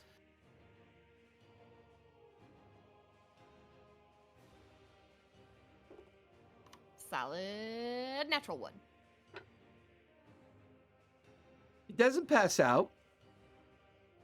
Farts a little bit from the excitement, but seems to recognize that you're probably kidding. I could just throw you off into the ocean. You know, I I- see there's but a, I a can't myriad s- of options. That's pretty. I'd rather you eat me because I can't swim. I mean, the sharks will eat me anyways. Now he's just bawling. He's blubbering now. Right. I don't think that being eaten is a fate worse than drowning. I think drowning's probably scarier. But no, kid, what are you doing down here? Like, why? Got sniffles. And, give me persuasion with advantage, please.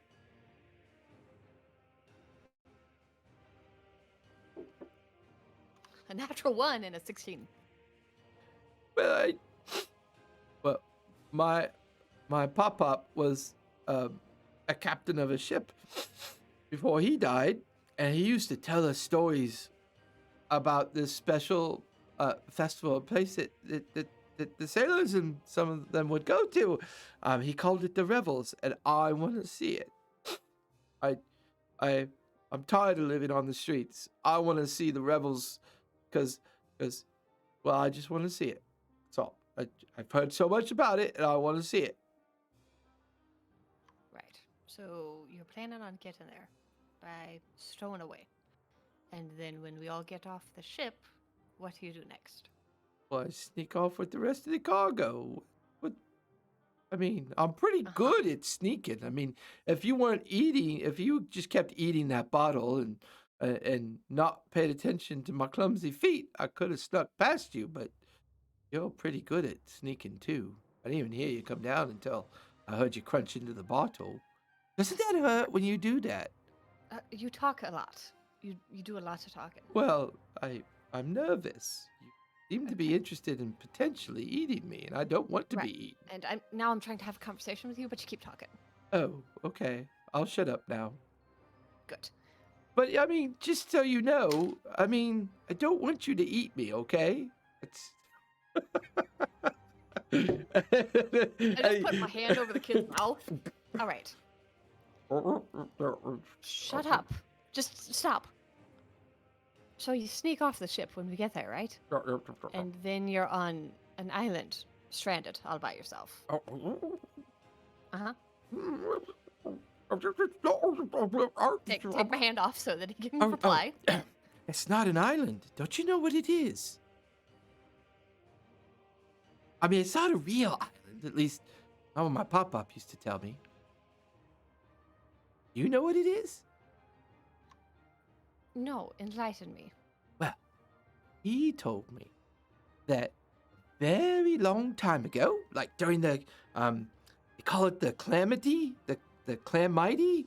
Calamity. Oh, yeah, that's what they called it. They called it the calamity.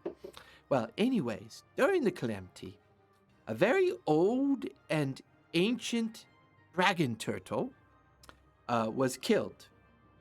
And it is said that his massive shell was trapped in the currents of the ocean after the calamity. And this big shell floats out there. And it's said that this is the secret location of the Revels. It's not like a real island. It's like you have to get on a ship with a captain that knows how to get there. And my pop-pop used to tell me that Captain Raylene was one of those captains that was responsible for telling people where to go. So I know she's going there, and I know she knows how to get there. And my pop-up would be proud of me because I'm gonna be a sailor just like he was. Okay. A few things here. It is really ironic for me to be the one to say this to you, but not all fairy tales are true. Oh, Also, part B. If it is a giant floating shell, it's still a giant floating shell in the middle of the ocean, kid. yeah, but I could be a cabin boy. That's how my pop-up got started. I just got to find a crew that'll take me, and I can clean. I can throw away trash. I don't really look forward to doing the latrine buckets, but if I have to stay alive, I'll deal with shit and piss. I get it. You got to earn your way. But I don't want to stay in Nicodranus anymore. That place is death. Something's going to kill me there for sure. I want to go to the Revels, and I want to get on a ship. Okay. Are you a sailor? Okay. Are you a sailor? Do you need me to? Where exactly is your dad? My dad died some years ago, and then my mom died of the sickness, and that just left me. I didn't want to be in the poorhouse no more, and then the workshops, they're mean to you when they know you're an orphan. They're very mean to you. I used to work for one of the merchants. That very mean. I think they call him a Marcus. He works for the. Marquis? Yeah, he's one of them family members with the Marquis. I don't like them people. They're mean. I watched them beat a young girl to death because she stole some extra food, and it really scared me. So I snuck out of the workshop and made my way to the harbor, and I recognized Raylene's ship, and from my pop-up stories, and I made it right onto the ship when they didn't see me. So they didn't see me. I'm good at least at them not seeing me, but I guess I'm not so good at you not seeing me because you saw me and heard me and you grabbed me. You're really fast. You're really scary, but kind of cool at the same time. I don't know how to feel about that. I would keep the really scary part just in mind in general. What's your name, kid? Travis. Travis. Okay. We might be able to cut a little bit of a deal, Travis. Ooh. Okay. Yeah. Okay. I like the. What's the deal? If you manage to stay out of the way Okay. and don't get yourself caught, Okay. how about I teach you some sailing skills? Ooh. Would you trade me a little bit of yourself? Make a persuasion with advantage, because he's pretty enthralled by you. An 18 and a 19. I have a flat charisma, so 19. Okay. Yeah. I mean, he seems very infatuated with you. He agrees. What do you? Well, I mean, I know you could probably teach me a lot, but what can I do for you? I'm not. I mean, I can clean. I can carry things. I can. Guess I could sneak around and find out information for you. I'm pretty good at that. Just stay still and stay hydrated. That's all I can say. Oh, okay. Well, getting food and water down here is not easy. I usually wait until 2, 3 o'clock in the morning when they're cleaning things out in the kitchen. The least amount of people are awake, and I sneak into the trash bins and I eat from the trash bins. I mean, it's okay food. It's mostly food that's designed to be usable at sea. So I assume it's okay. Right. Okay. So stay hidden, and I can meet you down here later tonight, and we can have lessons. Oh, okay, I can do that. And you watch as he turns and kind of disappears amongst the crates. It's then you notice that a series of crates has like a small cloth tarpaulin kind of hung in such a way that you kind of get that kind of, like young child built a fort kind of thing. And then you can hear him talking to himself, which probably excited because you didn't kill him or eat him. All the things that excite a 7 or 8-year-old boy who's trying to sneak into the Revels. But he does a pretty good job of kind of doing exactly what you say. So with that, anything else anybody wants to do? Well, Jin, you're in for your long rest. Labash and Gatharn have gone into the long rest, so we know that's done. Omni and Roselle, anything you two want to do before your long rest? I'm resting up, baby. Okay. Omni?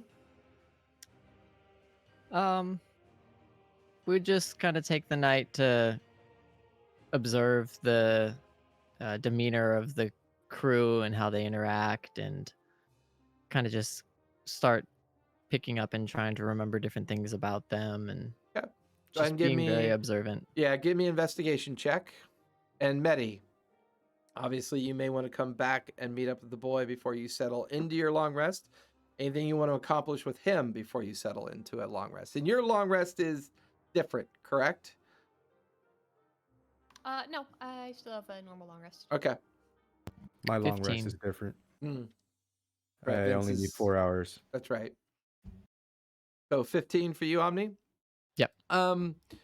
Taking the time to kind of look about the ship, there's a couple things that strike you. This crew is incredibly efficient. The variety of the crewmates are from all walks of life that you can tell. All manner of lineages are here. From a female dwarf to a half hobgoblin to halflings, goblins, humans of various degrees of ages. This crew seems purposeful to you. There's something about it. Either they've been with Captain Raylene long enough to be so well established with her, it's almost as if there's not even a need for orders to be issued. The routine is very much ingrained. And you watch this kind of play out, changing of the shift. The gunners being very dutiful in their cleaning of the cannon. Even the ones that seem to be very well into drinking their grog, they don't piss on the deck. They stand at the railing and they piss off the railing. It's weird. It's like it's a finely oiled crew, and for a this is something you'd expect to see more in like a military kind of environment. Privateers tend to be a little bit more relaxed, a little bit more uh, less coordinated, less there. This is a finely well-oiled crew that almost reacts without even asking. They just do. They know what to do. And it just seems odd. A little bit out of place considering that Captain Raylene espouses to be nothing more than just a privateer. So, Maddie, anything you want to do before you settle in to your long rest? Sure.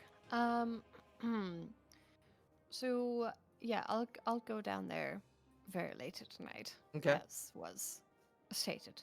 Go ahead and give me a stealth check.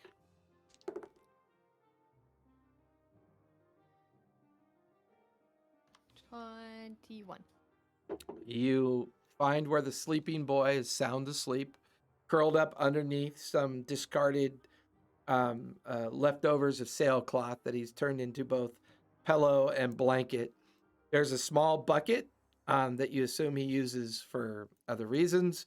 There's a small sack that contains a lot of scavenged foods, and there's a small glass empty wine bottle that seems to be filled with water, kind of leaning over off to his left, but he is sound asleep. Travis doesn't even stir when you get near to him.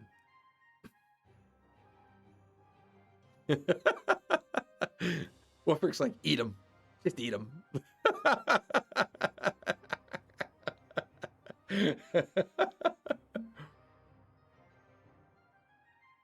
Okay then.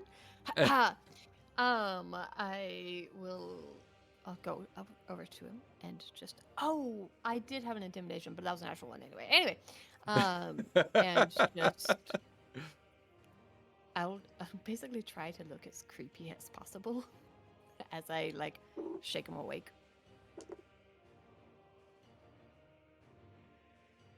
Well, he had disadvantage on his insight. I rolled a 2 and a 1. When he wakes, it's the most blood-curdling scream you've ever heard. Give me sleight of hand. Yeah, give me sleight of hand to make sure you can cover that That's mouth what I up. was aiming for. That's what I was aiming for at all. Oh God. Kids these days screaming when you wake them up. by Fear. surprise. It tastes much more different when there's so much fear in the bloodstream. Yes, delicious fear. Sleight of hand. 13. You manage to get your hand over his mouth, and he inadvertently kind of chomps down on it in fear, taking 1 point of piercing damage from the bite. You can't help but notice that the blood vessels on his neck bulge and get really kind of large. And when he bit on you, it cut his lip. A little bit of blood kind of lands on your hand. Give me charisma save, please. 3. You wake up from your stupor about 10 minutes later, and the still form and completely drained body of Travis is kind of haphazardly thrown up against the remnants of his like little area, his little cubby hole. And you just... So go ahead and take the effects of a long rest. You're fully recharged, revitalized. The empty husk of Travis kind of curled up in a ball against the wall.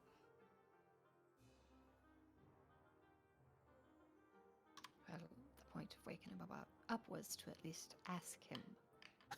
But he did bite me first. I don't think that would hold up in a court of law. But God, fear tastes so good. I mean, It you does. know that deep down this should be wrong, but fuck, that tasted good. All right, now let's see. Do you what get is an it? extra like a little something with like adrenaline pumping blood? Nice. So, okay. Well, all right. And now you're standing in a... There's no one down here at this point. It's late at night. Most of the crew is either in for their long rest. There's probably a bare minimum of a skeletal crew available, doing their normal patrol and stuff like that. So this may not be opportune that it happened. Better now than in the middle of the afternoon, though. Right. Okay. Well, he had a tarp of some kind. Yeah. He had like a sailing cloth over the cart or over the crates to create like a little cubby hole that he was kind of, like a little camping spot down in the hold. It looks large enough to probably bundle up his form inside of. I'm going At least you don't have to worry about anything leaking out of him. Right. I'm going to look through here to see if I had anything important to him. Give me investigation. There's a picture of his paw in his left breast pocket. Yep, that is precisely what I was looking for. Ha! 19. 19. You do find the personal journal of his father. And you find that it's clearly labeled on top of the journal. Walter Wilhelm on it. You can see it's heavily used, heavily kind of read and proffered through. It's full of sketches and notes. It seems to be the personal journal of Captain Wilhelm. Is there any reference in there to this kid? Any? Oh, I'll say that Like, oh, I miss my kid. Yeah, type of- that role was good enough to. You find entries into certain harbors: Port Zune, Port Damali, Port Nicodranus, Hyberhead Bay, Guedel Bay, Shell Rock Bay. This is obviously a captain that's very much well aware of different ports and places and harbors to go to. There's many notations about feeling bad about not being at home, finding out that Travis was born. So you start to look at his age in this journal. This journal's probably 6-7 years old.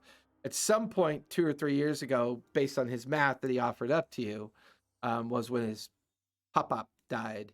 And this entire book just contains hand sketches of charts, of location, names, harbors, bays. I will at least give you this. Whenever you're making history checks on anything that might be referenced in this journal, you'll have advantage on it. Okay. I tried to find a reference in here to him missing Travis, something that was tying the two together, and just take out just that page and fold it up and put it in Travis's potato sack. Yeah, as he's fair wearing. enough. You find at least 3 or 4 pages like that, and you do exactly as you describe. And go ahead and give me sleight of hand really quick. Okay. Oh my god. Welcome to D&D, where Shannon hurts little boys. Well, that wasn't the plan, all right? That is didn't know the that- through line between 2 campaigns now. All right. I don't think we have any room to talk there, Vince. 20. Dirty 20. 20. I haven't harmed any little kids. You do a great job of putting them in the sailcloth. You wrap it and sew it up to cover as much as you can. Now give me deception with advantage.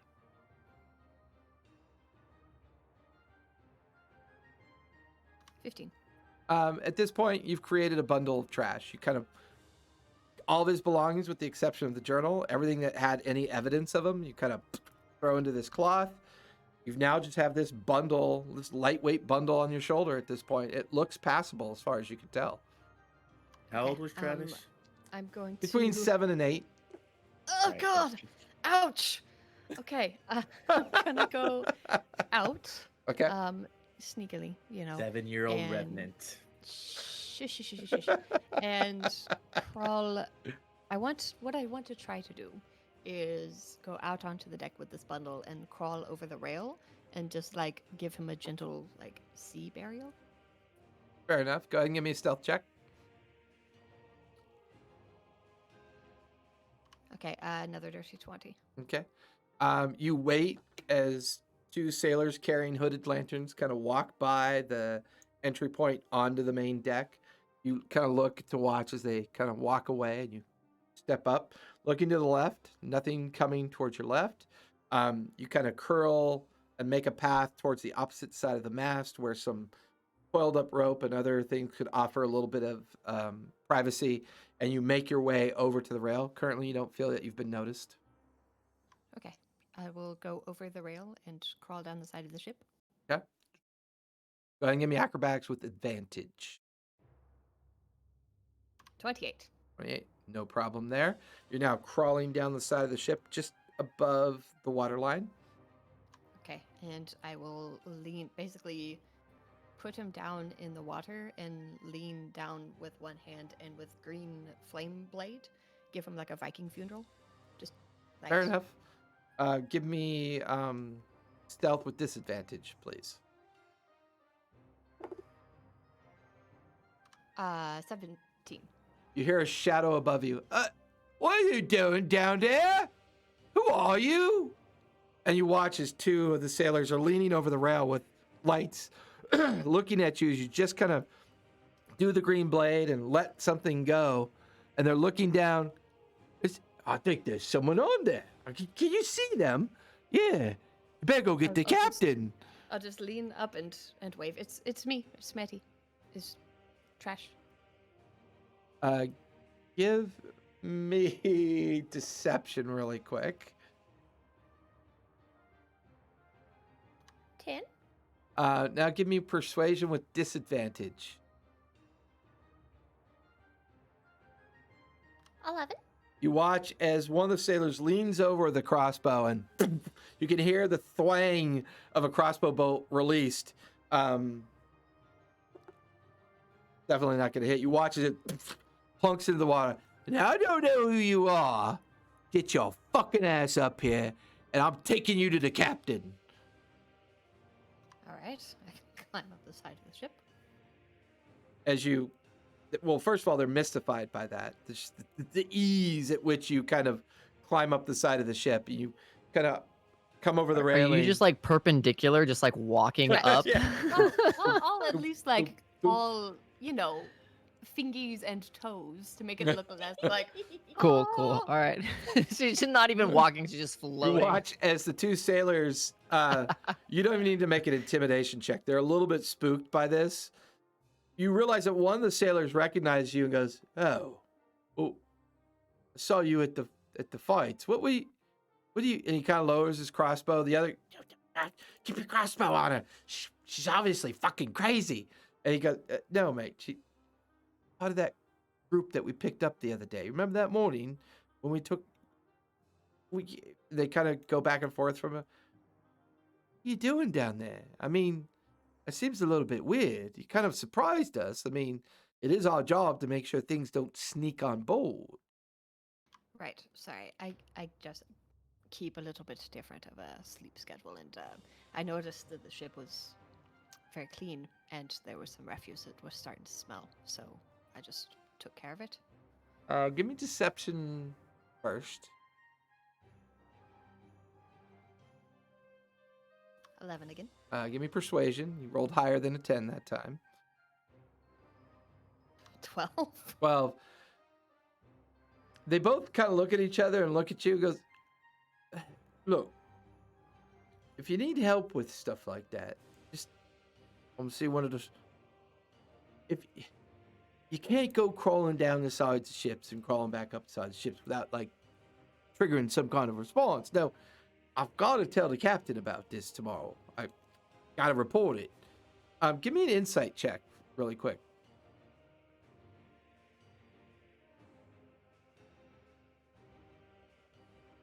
What'd you get? Natural 20 for a 22. Nice. As he's rambling on and you're watching this conversation happen in front of you, looking to your left and your right, it suddenly dawns on you. This ship is too fucking clean. This guy is acting like an officer, but he's just a sailor on watch. Looking around, everybody else seems to have taken notice of what you did, but seem perfectly comfortable with the two individuals that you're dealing with. And they kind of go back to what they're doing. There's no fucking way this is a privateer ship. There's just no way. Their behavior just doesn't match. But anyways, I'm going to have to let the captain know that you were doing something weird. But I got to turn in my reports, mate. So just be off with you. Please get to bed. If you need trash taken care of, we got people for that, right? We got people. Well, you have people, I have fire. not on a wooden ship covered in tar and lacquer and other combustibles. Now, we're giving you a free pass, weirdo. Get to bed. And the other sailor is just like kind of looking at you strangely. The one that you were kind of doing that with kind of snickers a little bit and kind of wipe. And the two of them go back to their normal patrol, leaving you alone to kind of do what you need to do. I just like walk away mumbling, if I wanted to light the entire ship on fire, I would have probably done it while I was down there. You hear a voice from next to the mast in the shadow. Well, dear, I'm certainly glad you didn't do that. I appreciate you not setting my ship on fire. At some point, me and you need to have a conversation. You have skills that, well, use. But anyways, we should be making the Barnacle Bay tomorrow, and may have a job for you and your friends. But best off to bed with you, if you would, please. And you watch as Captain Raylene goes back. Once again, that weird feeling. She just starts having a conversation with two of the sailors that are on duty. They have a congealed, like kind of like a normal conversation. And she walks over to another group, and then you kind of like make your way towards the hold. You're like, this is weird. This doesn't feel like a privateer vessel to you. There's just no way that this is a traditional privateer group. Would I know that Jin has a shorter sleep schedule than the rest of us? Yeah, I would definitely Well, think that you'd be aware of that, because the two of you kind of share similar patterns of behavior because of his shorter schedule. You do bump into each other on occasion on the Maximizer because of those differences in sleep schedules, and more intuitively, his difference in sleep schedule. I'll go down to the hold, as I was instructed to do, and see if Jin is still up. Jin, would you like to still be awake?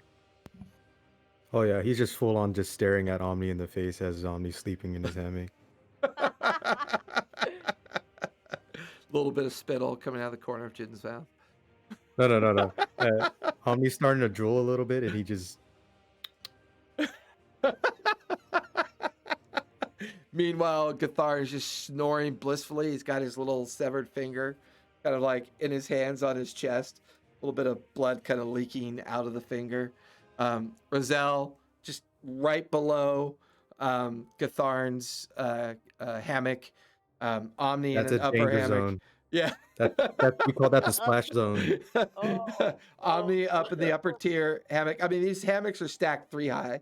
So the Yeah. upper ones are filled, the middle ones are filled, leaving Jin, you down in the below hammock. And you watch as Medi comes in to this area staring at her hammock. And then she turns to look at you. Okay, well, first of all, that's fucking weird.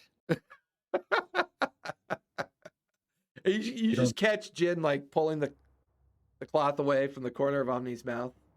No shame. He's just Medi, if you don't take care of your friends like this, and more importantly, your captain, I don't know what to tell you. Are you trying to prime yourself to be the cabin boy? It is my nickname, you know. So I've noticed a few other things. Is there anybody like awake? Is this a terrible time to have this conversation? Give me a perception check. All right. But make it with 12. disadvantage because you already started the conversation kind of loud. Yeah. Oh, absolutely. 18. The conversation stirs a couple sailors awake who kind of bellow out across the crew and kind of keep it down, trying to sleep, and just kind of the normal rumblings and ramblings of a crew that's like, and even now you can feel that steady kind of sway of the ship.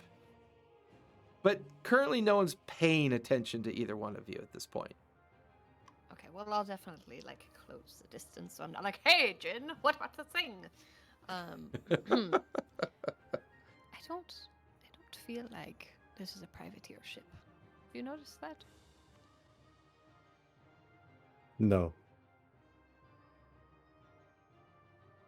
look out for each other. Have you And noticed how it is like a weirdly big clean elephant in the everything room. is? Oh, it's actually kind of nice compared to our last ship. Are you at all concerned? Not More of us- really. I mean, we got our captain here. There's another captain over there. 2 captains. We got a stew cooking. Now This was that's less the Wolfric humble I than remember. was anticipating.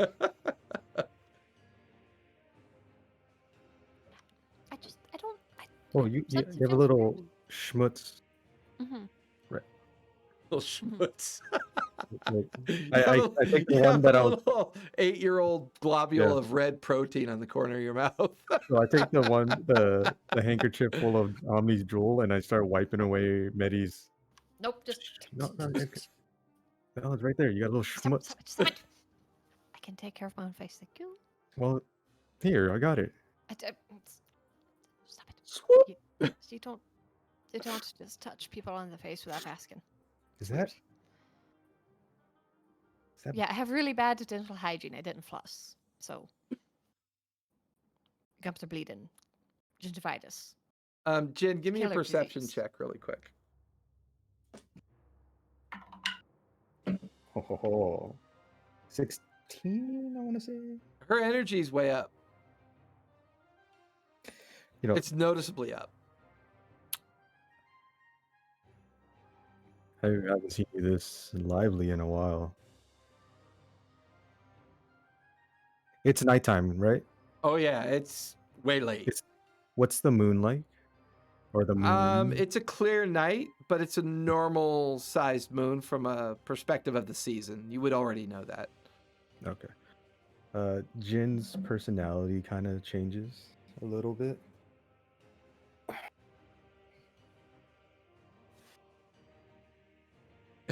Look on Omni's chat. Oh, wait for this. What's going on, Medi? That's exactly what I was coming to tell you. Was the ship? It's weird. Did something happen? The ship. It's weird. Yes, something The happened. ship itself is weirder. The crew, the whole thing. I think it's concerning. I don't know. You don't know. No, that's why I was coming to talk to y'all. Well, everyone's asleep. Why do you think I'm having a conversation with you?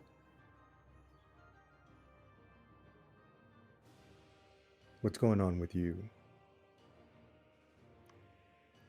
What do you mean? Who was it? I think his name was probably Porky. Mm-mm.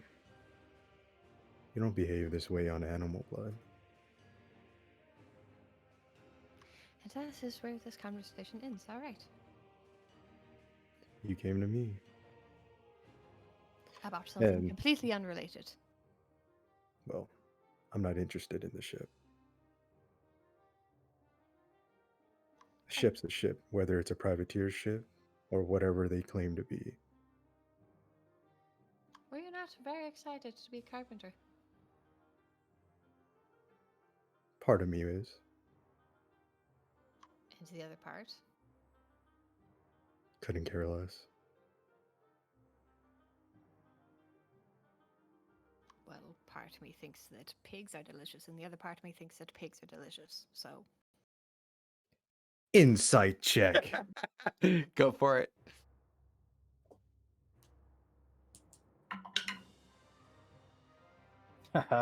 And I would like to use my racial ability called Knowledge from a Past Life and roll an additional d6. Ooh. So that is 27 total. Nice. yeah, I have no deception, man. I don't care. I'm getting down to the nitty gritty. I'm all up in your brain folds. I mean, at this point, Shannon, you can Yeah, handle yeah, this any way that you want to handle it at this point. But Yeah. you at least pick up on the vibe that Jin is very intensely interested in you. There's something that he's picking up on. Yeah. Hey, fix your Um, camera, Vince. It went blurry on you. Yeah. Is it good? Is it Look good? at that face. Oh, I'm doing the Cesare thing. Yeah, I know, right? Look at my hand. We were just Look at my talking hand, about now look that at me. earlier. We were just talking about that earlier too. I don't know if it's your bandwidth or your camera's just fucking with you. Could be either or. I just don't want to see Cesare's OCD just go out of control. You know how that goes. I do. He's sleeping anyway. Oh, Omni's starting to stir. Elbow to the nose. Nighty night, baby. Yeah, so you can handle this however you want, Shen. You pick up on the vibe that there's something that he's picked up on and he's genuinely curious about, and whether it's a physical example of what you just did or an emotional example, it's kind of bled out of your personality a little bit. No pun intended.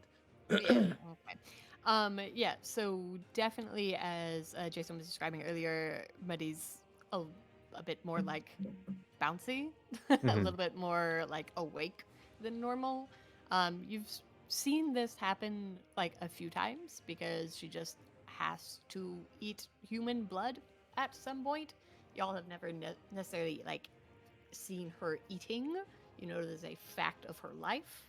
But yeah, you could tell, especially with like your perception and everything, that it's definitely more than just pig blood, for sure. It's Action. long pig blood. It's long pork. Aged Action, 8 create packed years. weapon. And a cutlass appears in Jin's hands. And he's gonna draw the blade over his palm. So he starts to bleed. I mean, as far as you can tell at this point, Medi, you're not hungry. As you do that, Jin, you get the feeling she's clearly fed recently. She's not interested in the blood that you've proffered up. Curious. Well, keep your secrets. It would have been cooler if you had like lost a finger, like Gatharn, apparently. When did that? And you're staring at Gatharn's finger, just kind of like sitting on his chest and his little bandaged hand holding on to it. At this point, the Gartharn lets out a rum-filled fart.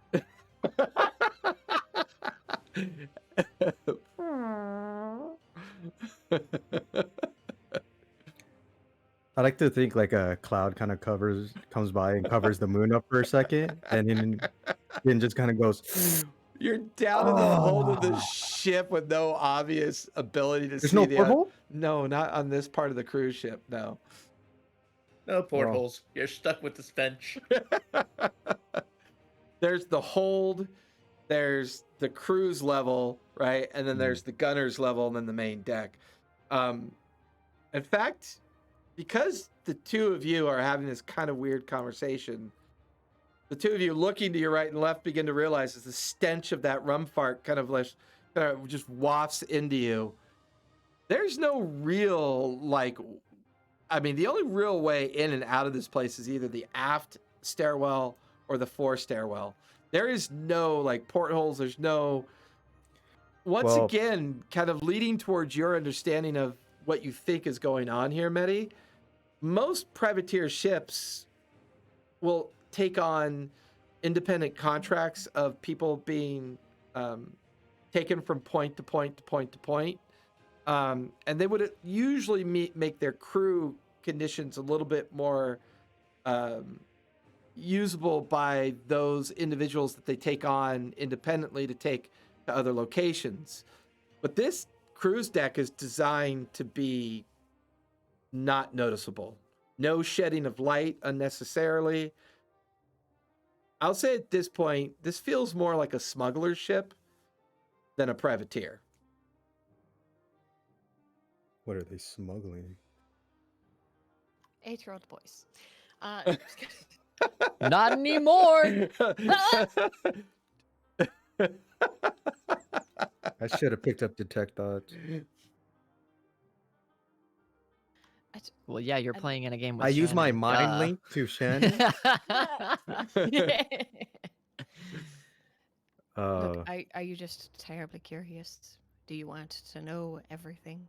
Will it make you feel better, sleep better tonight? I don't really sleep. Yeah, I didn't think so.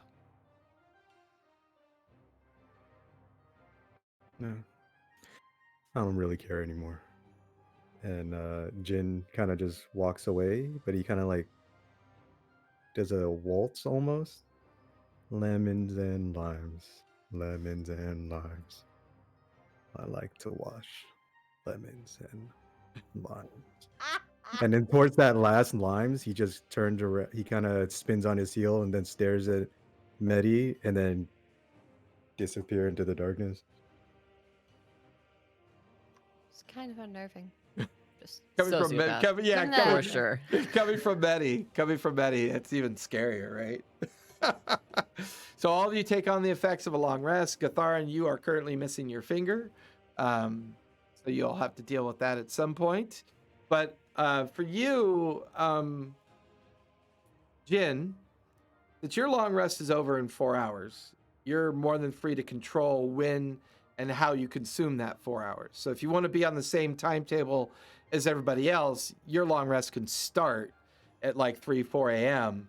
and conclude at the start of the day. Otherwise, you're free to wander a very like empty sleeping ship for the most part, depending on the schedule that you want to keep.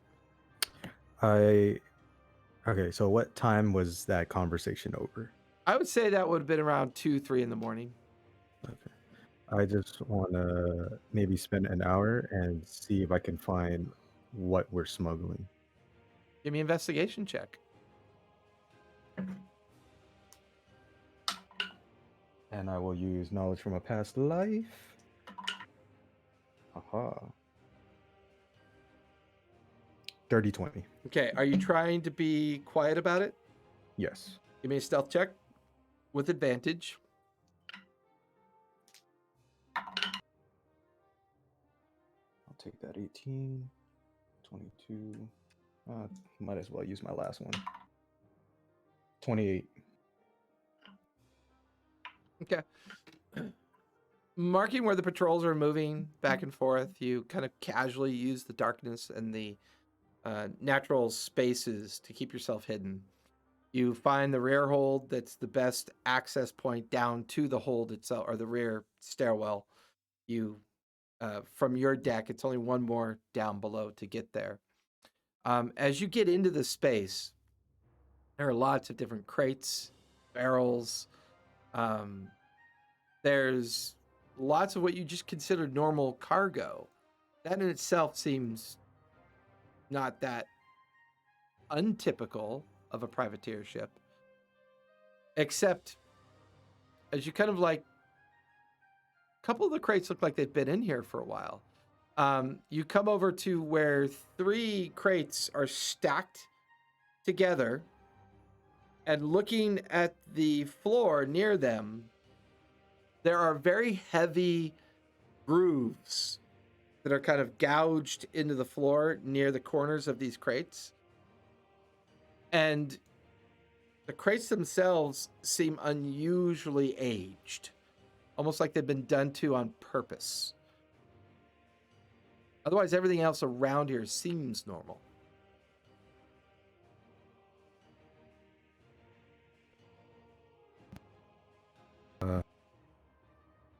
And the crates are sealed, I'm assuming. Give me a perception check. Oh boy. Oh Which boy. one of you will Why do betray we me? have a storyteller that makes us roll? Can't you just tell us everything right away? 11. 11. They look nailed shut on the lids. They seem to be normal crates. It's just those grooves in the floor that seem odd. And they seem to be focused on the main corners of each of the crates, almost like strange. Like maybe they were heavy and were pushed into place. But that doesn't make sense because the grooves don't look like they're that old, but the crates look like they've been down here for months. Does it seem like a way a door would swing? Give me an insight check. Oh, that one. If this is a door, it'd be a weird fucking door. It's confusing as shit. Shit, it'd be a weird fucking door. It's confusing as shit down here.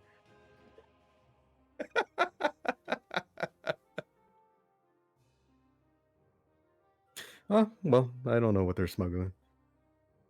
Okay. So you settle in for your long rest at this point? Yeah. Okay.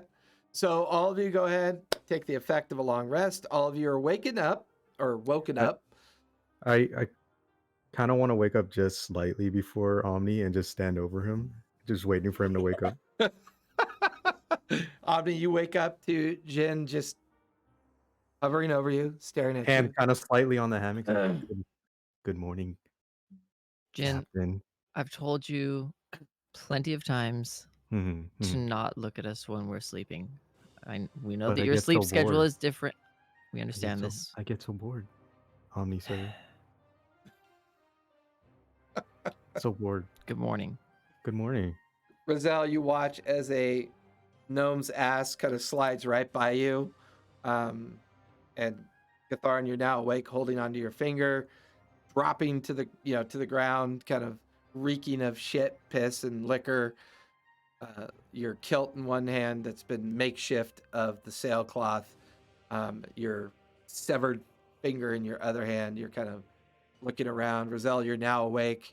Maddie, you're awake. Or Medi, you're awake. All of you kind of rousing too. Omni, it happened again. Maybe perhaps after you help Mr. Gatharn, Medi and I would like to have a conversation. What do you expect us to do with his finger? You got that magic touch. You did it before. You go, ooh, sha. Mr. Gatharn, can I see your finger? Has it been too long? I grab it. So Magic. go ahead and give me a nature check really quick. Okay. Omni. We would be able to do like a healing pool, but that's if he already took a long rest and he doesn't need hit points. I mean, the whole like tusk thing and the gum made sense. The gum was still open and then it healed around it. I don't know if Oh, we're we can gonna be open able. it back up. Oh Jesus. 18 on wait. No. +0. 17. Sorry. It reeks. You even watch as like a small little maggoty fly kind of crawls out of it. So you know what this finger's good for now, right? Would you like it? Do you want it? We could use it for bait. What do you? He's like visibly disturbed. What are you You're not fishing using for? my finger for bait. Well, you see, Guthard, I think that eventually you're going to have to learn a lesson about not sticking your hands in places that they don't belong. If we just keep That is reattaching my your hand fingers. where it didn't belong. I'm not even sure how I How lost did the you lose a finger. finger then? I was Did it have drinking with anything to do with that Labash, cannon explosion I'm last night? and then I You woke guys up in here. Minus Stop a finger. razzing Gatharn, okay? I'm pretty sure he has a great reason why he lost his finger. And I dropped down to Yeah, one knee. Gatharn doesn't remember. He was probably blacked out by that time. I pat him on the shoulder and I said, "We can give your finger a nice sea burial. It'll be Or okay." we could put it in a pie. I make some very good finger pies. I'd rather eat my own finger. You'd rather eat your own finger? And then, Yeah, 'cause then I it can is keep your the bone. finger. Yeah, it is your finger. And Maddie, Ruzel makes a great finger pie. That is true. It's true. I mean, if you want to just hand it all over here, I'll cook it up whenever I get breakfast going. I give my itty bitty digit. I take it, I look at it, and I like spin it around a little bit, and I'm like, oh, your nails are a little long. I stick it in my pocket. As this transpires, all of you hear from the main deck, "Land ho!" kind of like waft down into the crew. You watch as a change of shift is going on. The ship makes a noticeable heeled over turn in a different direction. Not sure the direction, but it definitely just made a turn. So I go upstairs to help with wait, landing. team meeting. Team. Gatharn. Breakfast?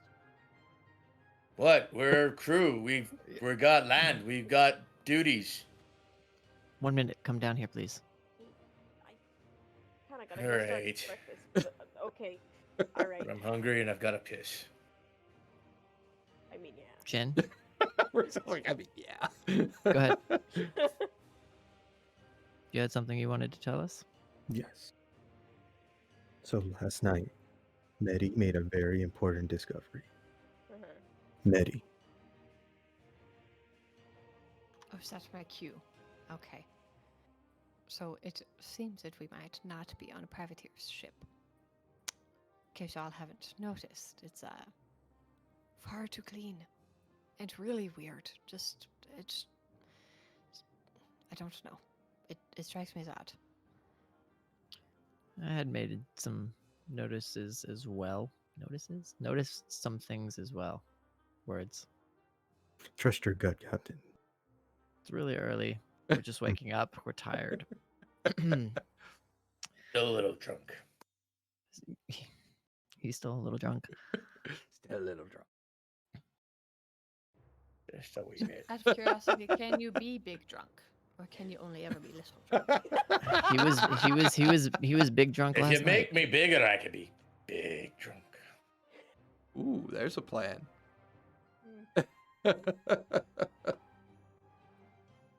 I guess Anyway. large. But can I reduce something else? I want to enlarge the body, but reduce the other thing. I want to do psychic damage. Land ho! Ringing of a bell. Boom, boom, boom. Okay, so we're on a curious ship that's clean. And So They're gonna be we are expecting us concerned to- that the privateers are not completely forthright with the truth. and we were. I took a walk last night and I saw some very weird boxes. Mm. Okay. They wigged me out. They were just The- weird. I work with wood. These were just weird crates. The boxes looked weird. Did you see what was inside of them? Captain, I understand it's early in the morning, but do you have to sound so condescending right now? I'm gonna be open. You're kind of hurting my feelings right now. I know Is you don't there a do it honey bucket? intentionally, and you did it last night at dinner. But Gatharin you're kind of hurting my finds the chamber pot bucket. He leans over it, starts taking a shit. That was a lot of grog. We go upstairs to the deck. I follow. Omni, could I borrow you for 30 I'll be right seconds? Not there. in this room. As we are walking up the stairs, Jin might notice that Omni is wearing a little leather cord around their neck that has the small little piece of wood from the deck from the ship that he gave Omni before. Yeah. As a necklace. Hold on, can we all do like character descriptions real quick of what we all look like? Did we do that? I think we kind of did it as part of our 0 and first Yeah, session. a little bit But when we were on the raft. to me, my favorite thing is when anybody does what Cesare just did, which is you take a moment to like describe something about yourself to kind of give it a little bit of tactile reality in a certain way. So whenever you want to, get in a conversation with another player, feel free to describe something about yourself that the player would pick up on. I think that's awesome. Is that the piece of wood Jin gave him or the piece of wood Medi gave him? Jin, I think, right? The piece of wood Jin. Medi, yeah, Jin had placed it in Omni's hand. Right, When- Medi put it under your foot as a haha. Yeah. Not Jin is just extra happy skipping up the stairs now.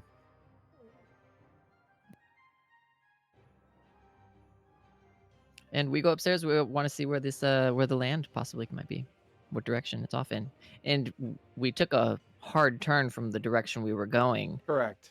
Would we be safe to assume that this is the little detour that was kind of Possible.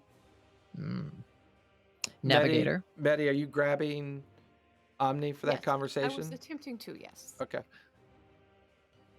Yes. Once Before we go got up? out of- Is she yeah, once we reaching got out of like past me? Like, okay, fuck off, Jen. basically. Well, obviously we- I stand right next to Omni.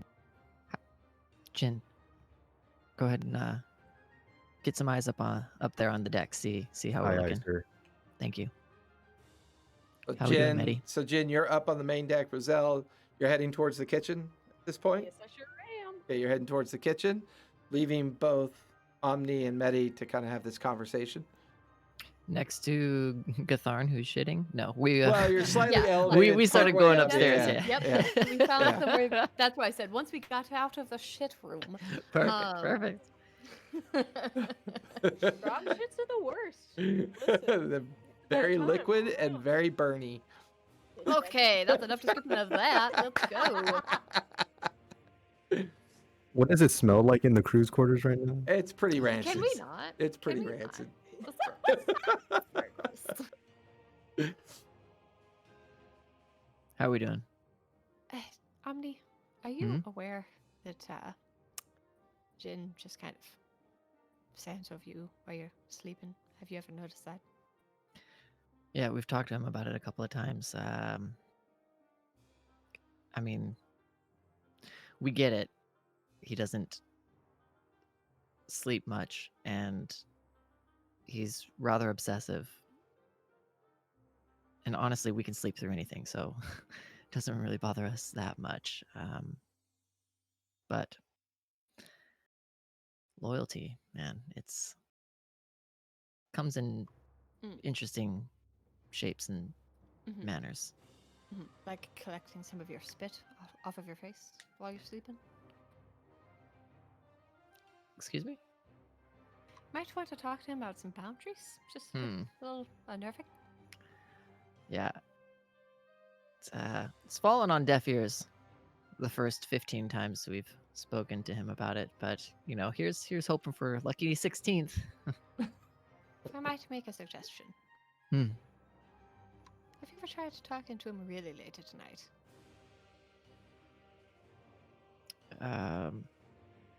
Just the hour of, what do you mean late at night? Just I mean, late? like just really late. I don't know. He seemed more attentive. Not necessarily. We've been on watch late together before, so we've had conversations, but Might be worth an experiment. Otherwise, he might just take that spit of yours and like clone you or something. I don't know. then there'd be two of us. Just the two of us. That's kind of funny. Because never mind. Anyways, thank you for letting us know. You doing all right? Peachy. You look good. Got some color. Sunlight. Mm. Zoom away.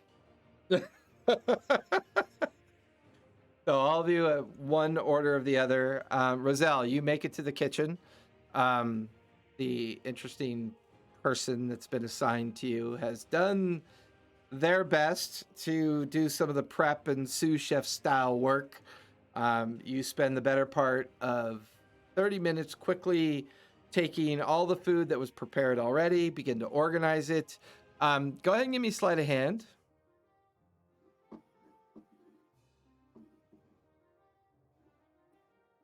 Come on.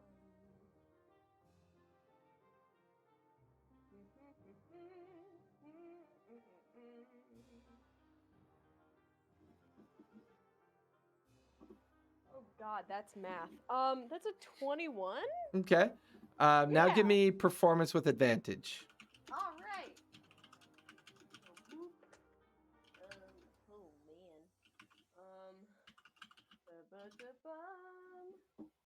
It's a 19. 19. You managed to put together a fairly decently inspiring breakfast for everybody. You come back onto the main deck as your other four party mates are staring off at what seems to be an island that's getting slightly closer off in the horizon, handing the food out to the 4 different individuals. You guys begin to absentmindedly kind of pick from your food and stare at this rather small, heavily jungled island getting closer as the ship begins to tack its way through the wind in that direction. Each of you, go ahead and roll a d8 for me, please, Roselle. I eat my finger pie with relish. Each of you get 3 temporary hit points for the remainder of the day for the next 24 hours. Having the inspired meal that was offered up by Roselle. In fact, the entire deck feeding off of the stewed kind of porridge / protein-like meal that you made, kind of giving them the kind of extra boost of energy they need as well. The ship is tacking into the wind, out of the wind, making its way closer as the 5 of you kind of nibble at your food, watching this kind of happen in front of you. The horizon kind of ebbing over with the island getting a little bit closer. You notice that Raylene is kind of like standing there amongst you, picking at her long teeth. So, we have to make a little stop at Barnacle Island. I was chosen at random to do this. I'm not thrilled. I don't have a lot of people on my deck. Well, not that aren't recovering from severe injuries due to the tussle last night, but, well, I was wondering if the 5 of you would do me a favor. If you'd be... I'll need an axe. Yes, I will gladly. Well, I see that Gatharn is definitely interested, but at least offer me the opportunity to explain what this particular mission might entail, if you're so interested. We're going to make anchor in the bay, and Barnacle Island is, well, it's a special place.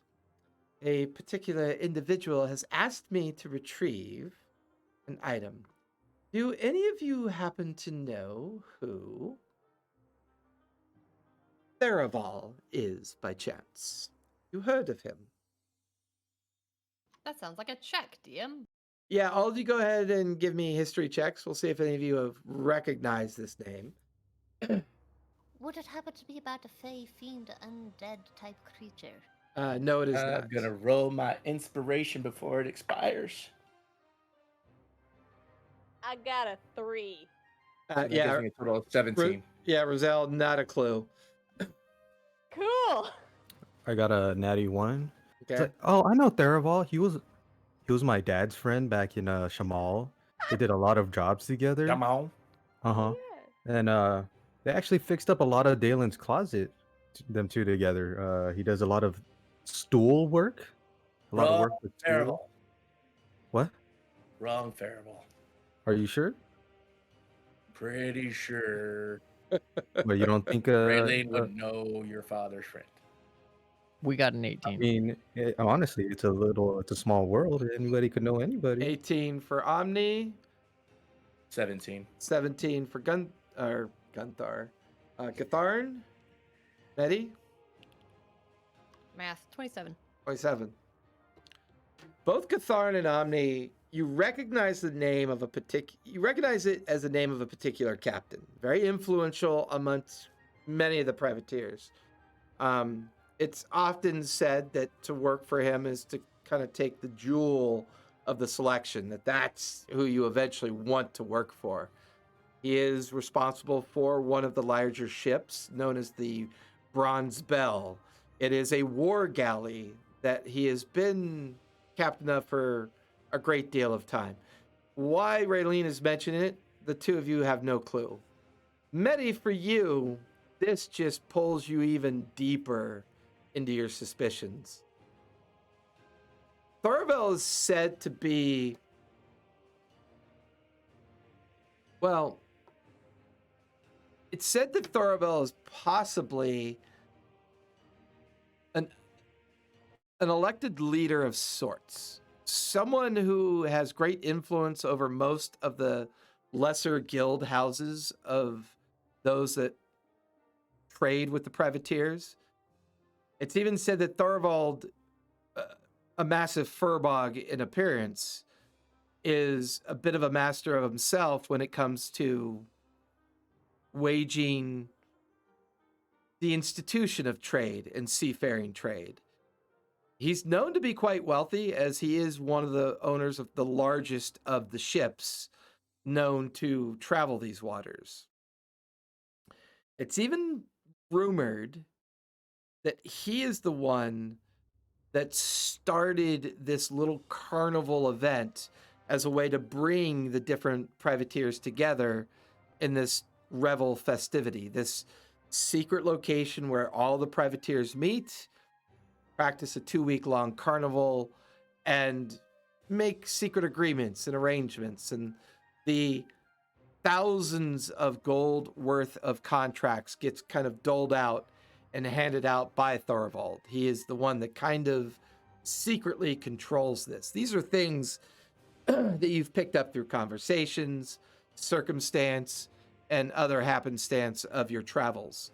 You do recognize that both Guntharn and Omni show a glimmer of recognition.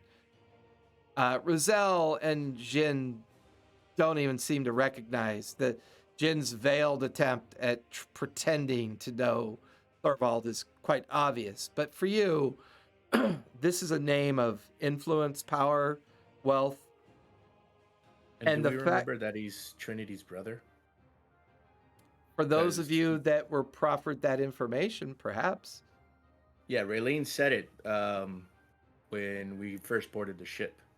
I would say if you have remembrance of that, absolutely, that would kind of float to the surface of your mind.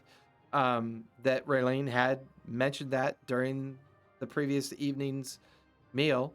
And she goes on, well, I need to pick something up for Thorvald. Evidently, he wants to make some grand announcement at the festivities. I'm not sure what it is, but supposedly there is an item that has been hidden on this island for a great deal of time. And he thinks that taking possession of this item will somehow help him, I don't know, profit more, be more clever. I mean, he's already clever enough, in my opinion.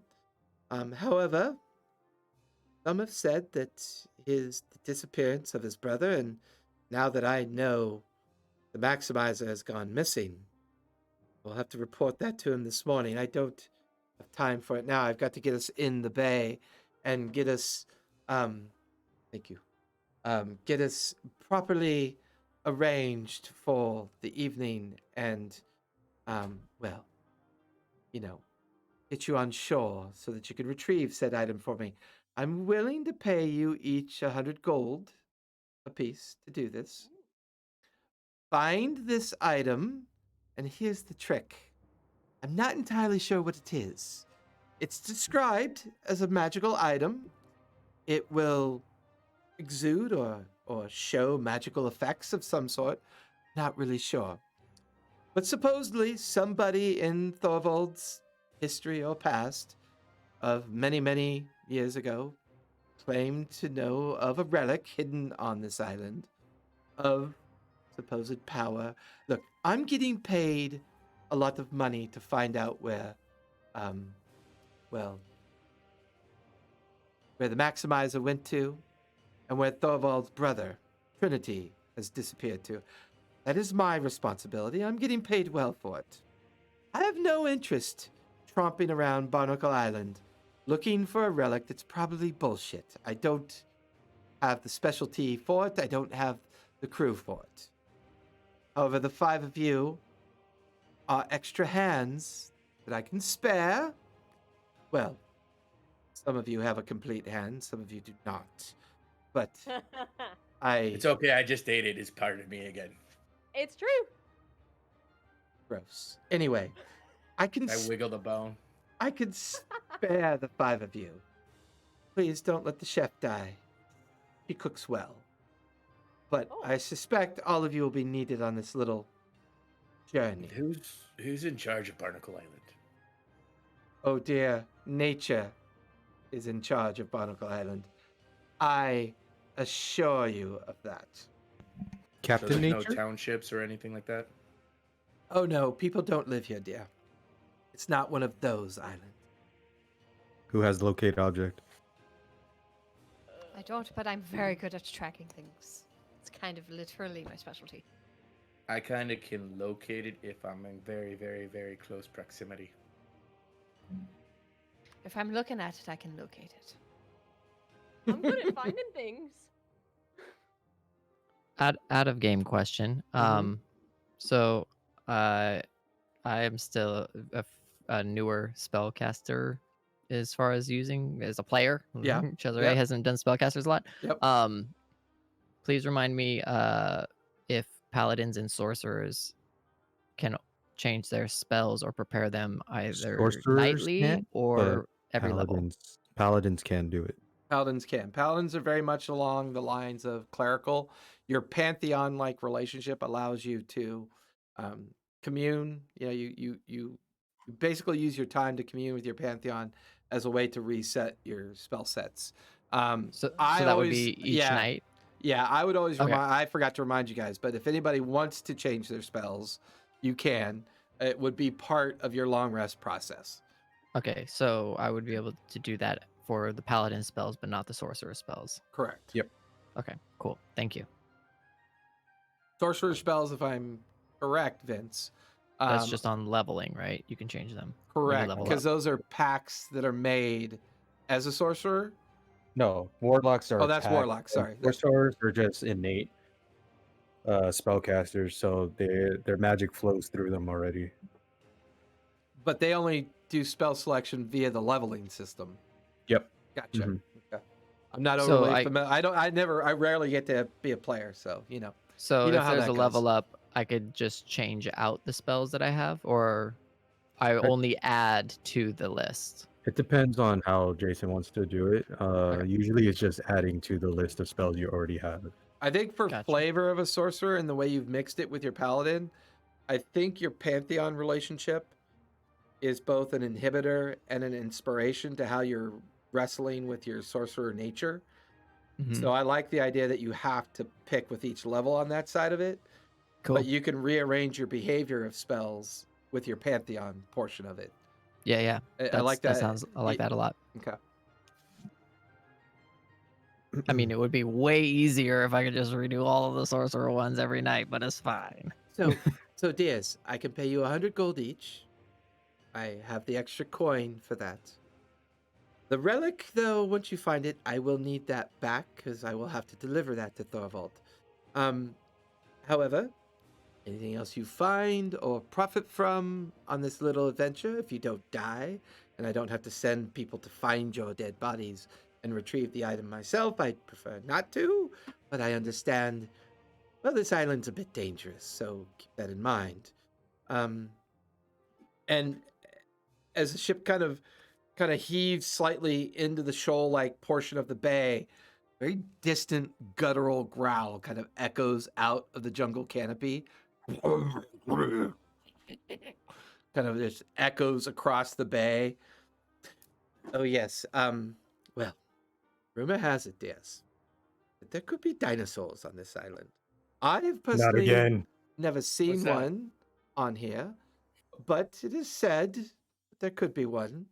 There are other strange creatures that have been sighted here before, but you know sailors.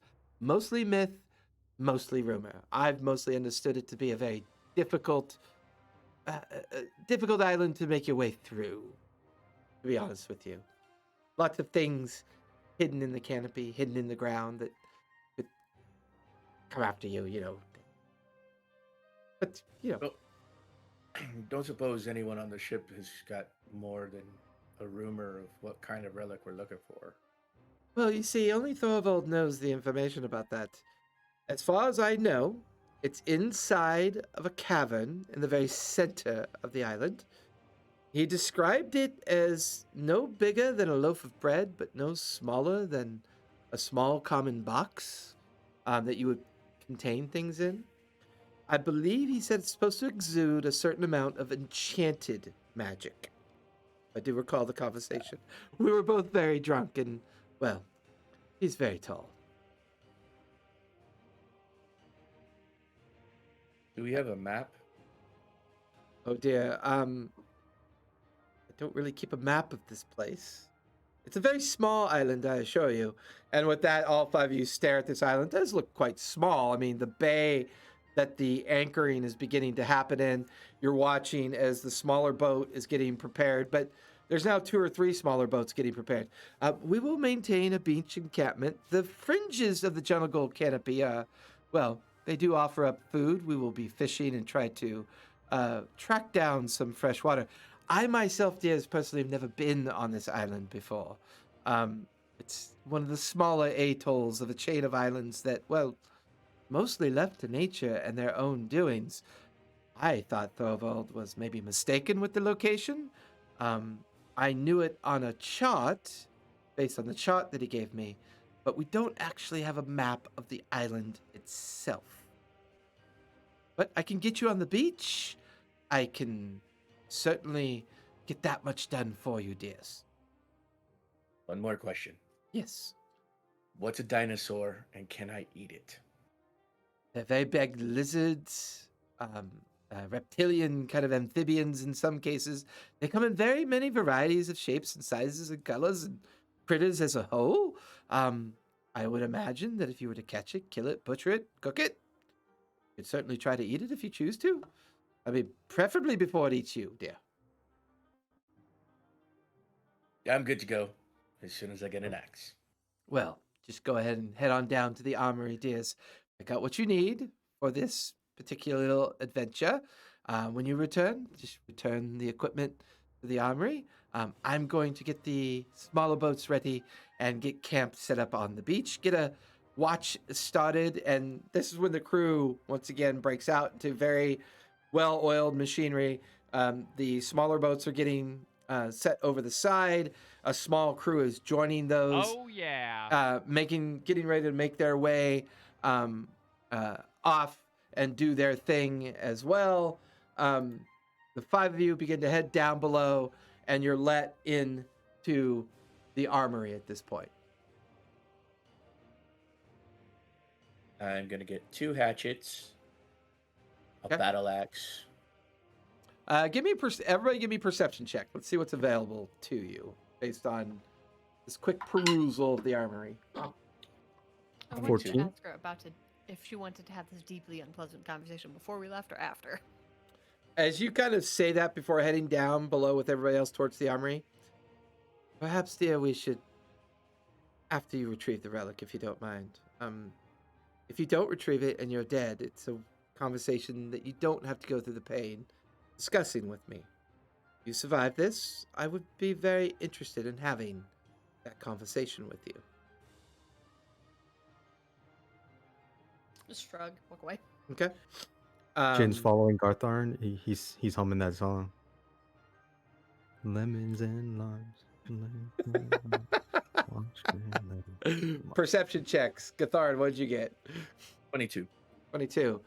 There's no battle axe here, but you do find 2 very simple axes, hand axes to be more specific. Anything else you're looking for other than anything in particular you want to try to find? Rope. Find a A coil net. of, yep, find a coil of rope, a small 10-foot bundled up section of net. Jin, what'd you roll? And what are you A looking 14? What are you looking for? Anything in specific? I look around and I was like, oh, there it is. And I go by Ruzzle, and I go and I create packed weapon. I was like, ah, there she is. Found it. Oh, Got it, guys. Start waving the cutlass Whoa. like haphazardly. just, Scrapes the roof a little bit. Oh, You're just making work for yourself later. that's how you stay employed. And I wink at Medi. So any Oh, other Oh, a thick blanket. thick blanket? No problem with that. You find a thick blanket with no problem. That was Okay, my I'm nickname in high school. and then a belt. Okay. Leather belt. There's a pile of them all kind of stacked up in the corner. of the All armor. right, I'm gonna take off the sailcloth and fashion the blanket into a kilt. Okay, go ahead and give me sleight of hand. It's 21. Give me performance with advantage.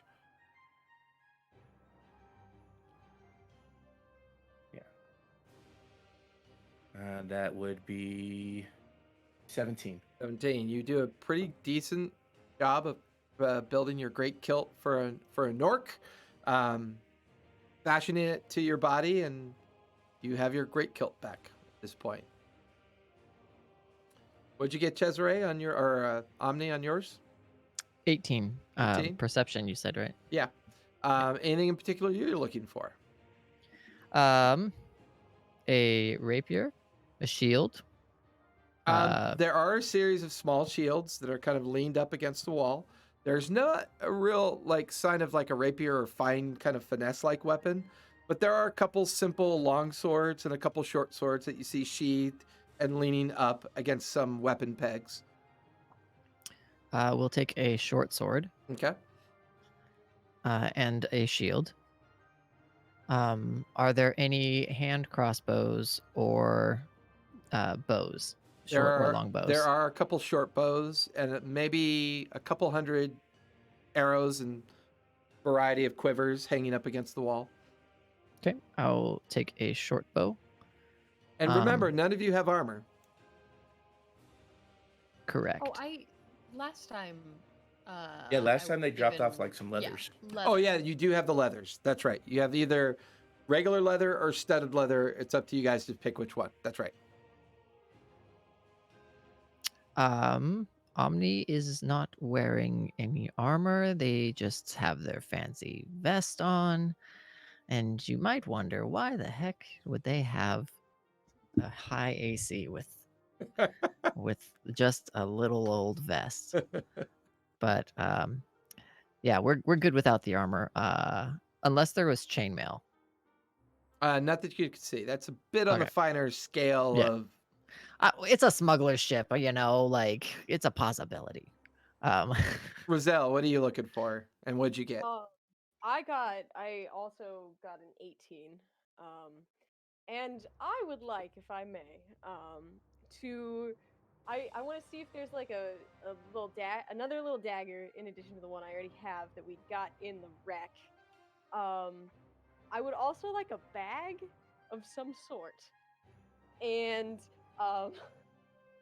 if there's a little triangle or something, a very small little hey, come here. Maybe I took it from the kitchen. I don't know. Yeah, I would say that is something that you already kind of got from the kitchen. You found it in amongst some small boxes of utensils and stuff.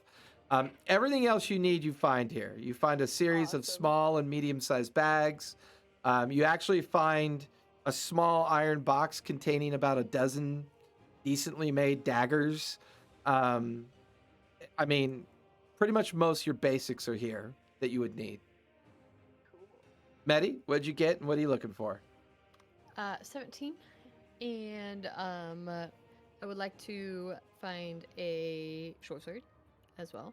Because the weapon I was initially given was a long sword, and that is not a finesse weapon. Yep. I'll say you easily see one of the short swords leaning up on the weapon peg. Were there any scimitars? Not that you could see. Okay. I feel that was intentional. I would also like to see if there was any torches. Not that I would like to use one of those ever, but they seem like they might be helpful. Yeah, you kind of open up a few of the wooden crates that look to be holding common, everyday use items, from pittons and hammers and ropes and chain and torches and lanterns. You open a series of crates and realize that most of the basic stuff seems to be here. Then I will take some of those, just in cases. Wait, can we all see in the dark here? I think we can all see in the dark. Except for our boy. Okay. Really? Our- Changelings don't have dark vision? I don't think so. I think you have 120 feet. They can see really far. Do they? No, I think changelings do have. Well, you're not technically a full. Didn't we go half changeling for you, Ches? Wasn't that? No, you're full changeling. You might have dark vision then. And you're muted. It wasn't showing up in my senses where it normally shows up under additional sense types on D&D Beyond. Okay, then no, you do not have it. That Well, would you be can't have correct. everything. Yes. Sucks to suck. Can't have everything. So, all of you gather up your gear and the items that you are looking for within the armory, making your way You said back. the crate had like common stuff, right? So Yeah. string, backpack, Yeah. water skins. Yep. Okay, because I can use this string to make traps to catch food and Okay. water skins because water. Fair enough. So all of you gather up this equipment, make your way up onto the deck of the ship. Looking out at the island, you can see where a little series of mini pavilions are being popped up. Little square wall tents are popping up on the beach as all of the crew that could be spared are in the process of building the campsite. You guys make your way into the small boat. How far are we away from the shore? Probably a couple 100 feet, 200 to 300 feet. Yeah, Jin just dives off the ship. You go To the shore. Then you dive into the ship, start making your way towards the shore. The rest of you are in the boat making your way towards the beach. Once He's on going to the- do that cool thing where he just walks up out of the water. Watch. Yeah, Oh, James Bond? hmm just walk I, down I the was thinking. I was thinking more undead pirate, just walking on the floor of the water. Halle Berry's character in Die Another Day. Yeah, right? Cuba. So making your way out of the water, and just in time to see the smaller ship, the smaller boat kind of beach itself along with the other two. At least a dozen people, dozen individuals and managing the campsite. All of you get up onto the beach. You can see where Raylene is standing there staring into the jungle and down at the sand. As all of you kind of form a semicircle around her to see what she's staring at, she's looking down at the sand and goes, well, I guess that proves at least one point. As all five of you look to see a massive clawed print in the sand, roughly 4.5 feet in width, maybe 8 feet in length, 3-toed. You can see the raptor-like nails emblazoned into the sand as a series of these prints just kind of disappear into the very edge of the jungle canopy. And that's where we're going to finish tonight, folks. No, I'm just. As the rest of the Hi. team is going in, Jin is just making sand angels. Somebody has to. All right. Okay, everybody. Thank you so much for joining us. As always, I try to stick to the schedule. It's close to 8:30, so we're going to sign off. All the abouts are down below. Come join us, subscribe, follow us. We have lots of different shows going on, but that's all down below. Check it out. Pop onto our Discord when you get a chance. It's lots of fun. Our schedule is down below as well. And happy Sunday. Everybody, please be safe. Be nice to each other. Be kind. And don't forget to play a game. It's important. You'll have fun. It is fun. Play a game. Love you guys. Bye, everybody. Bye.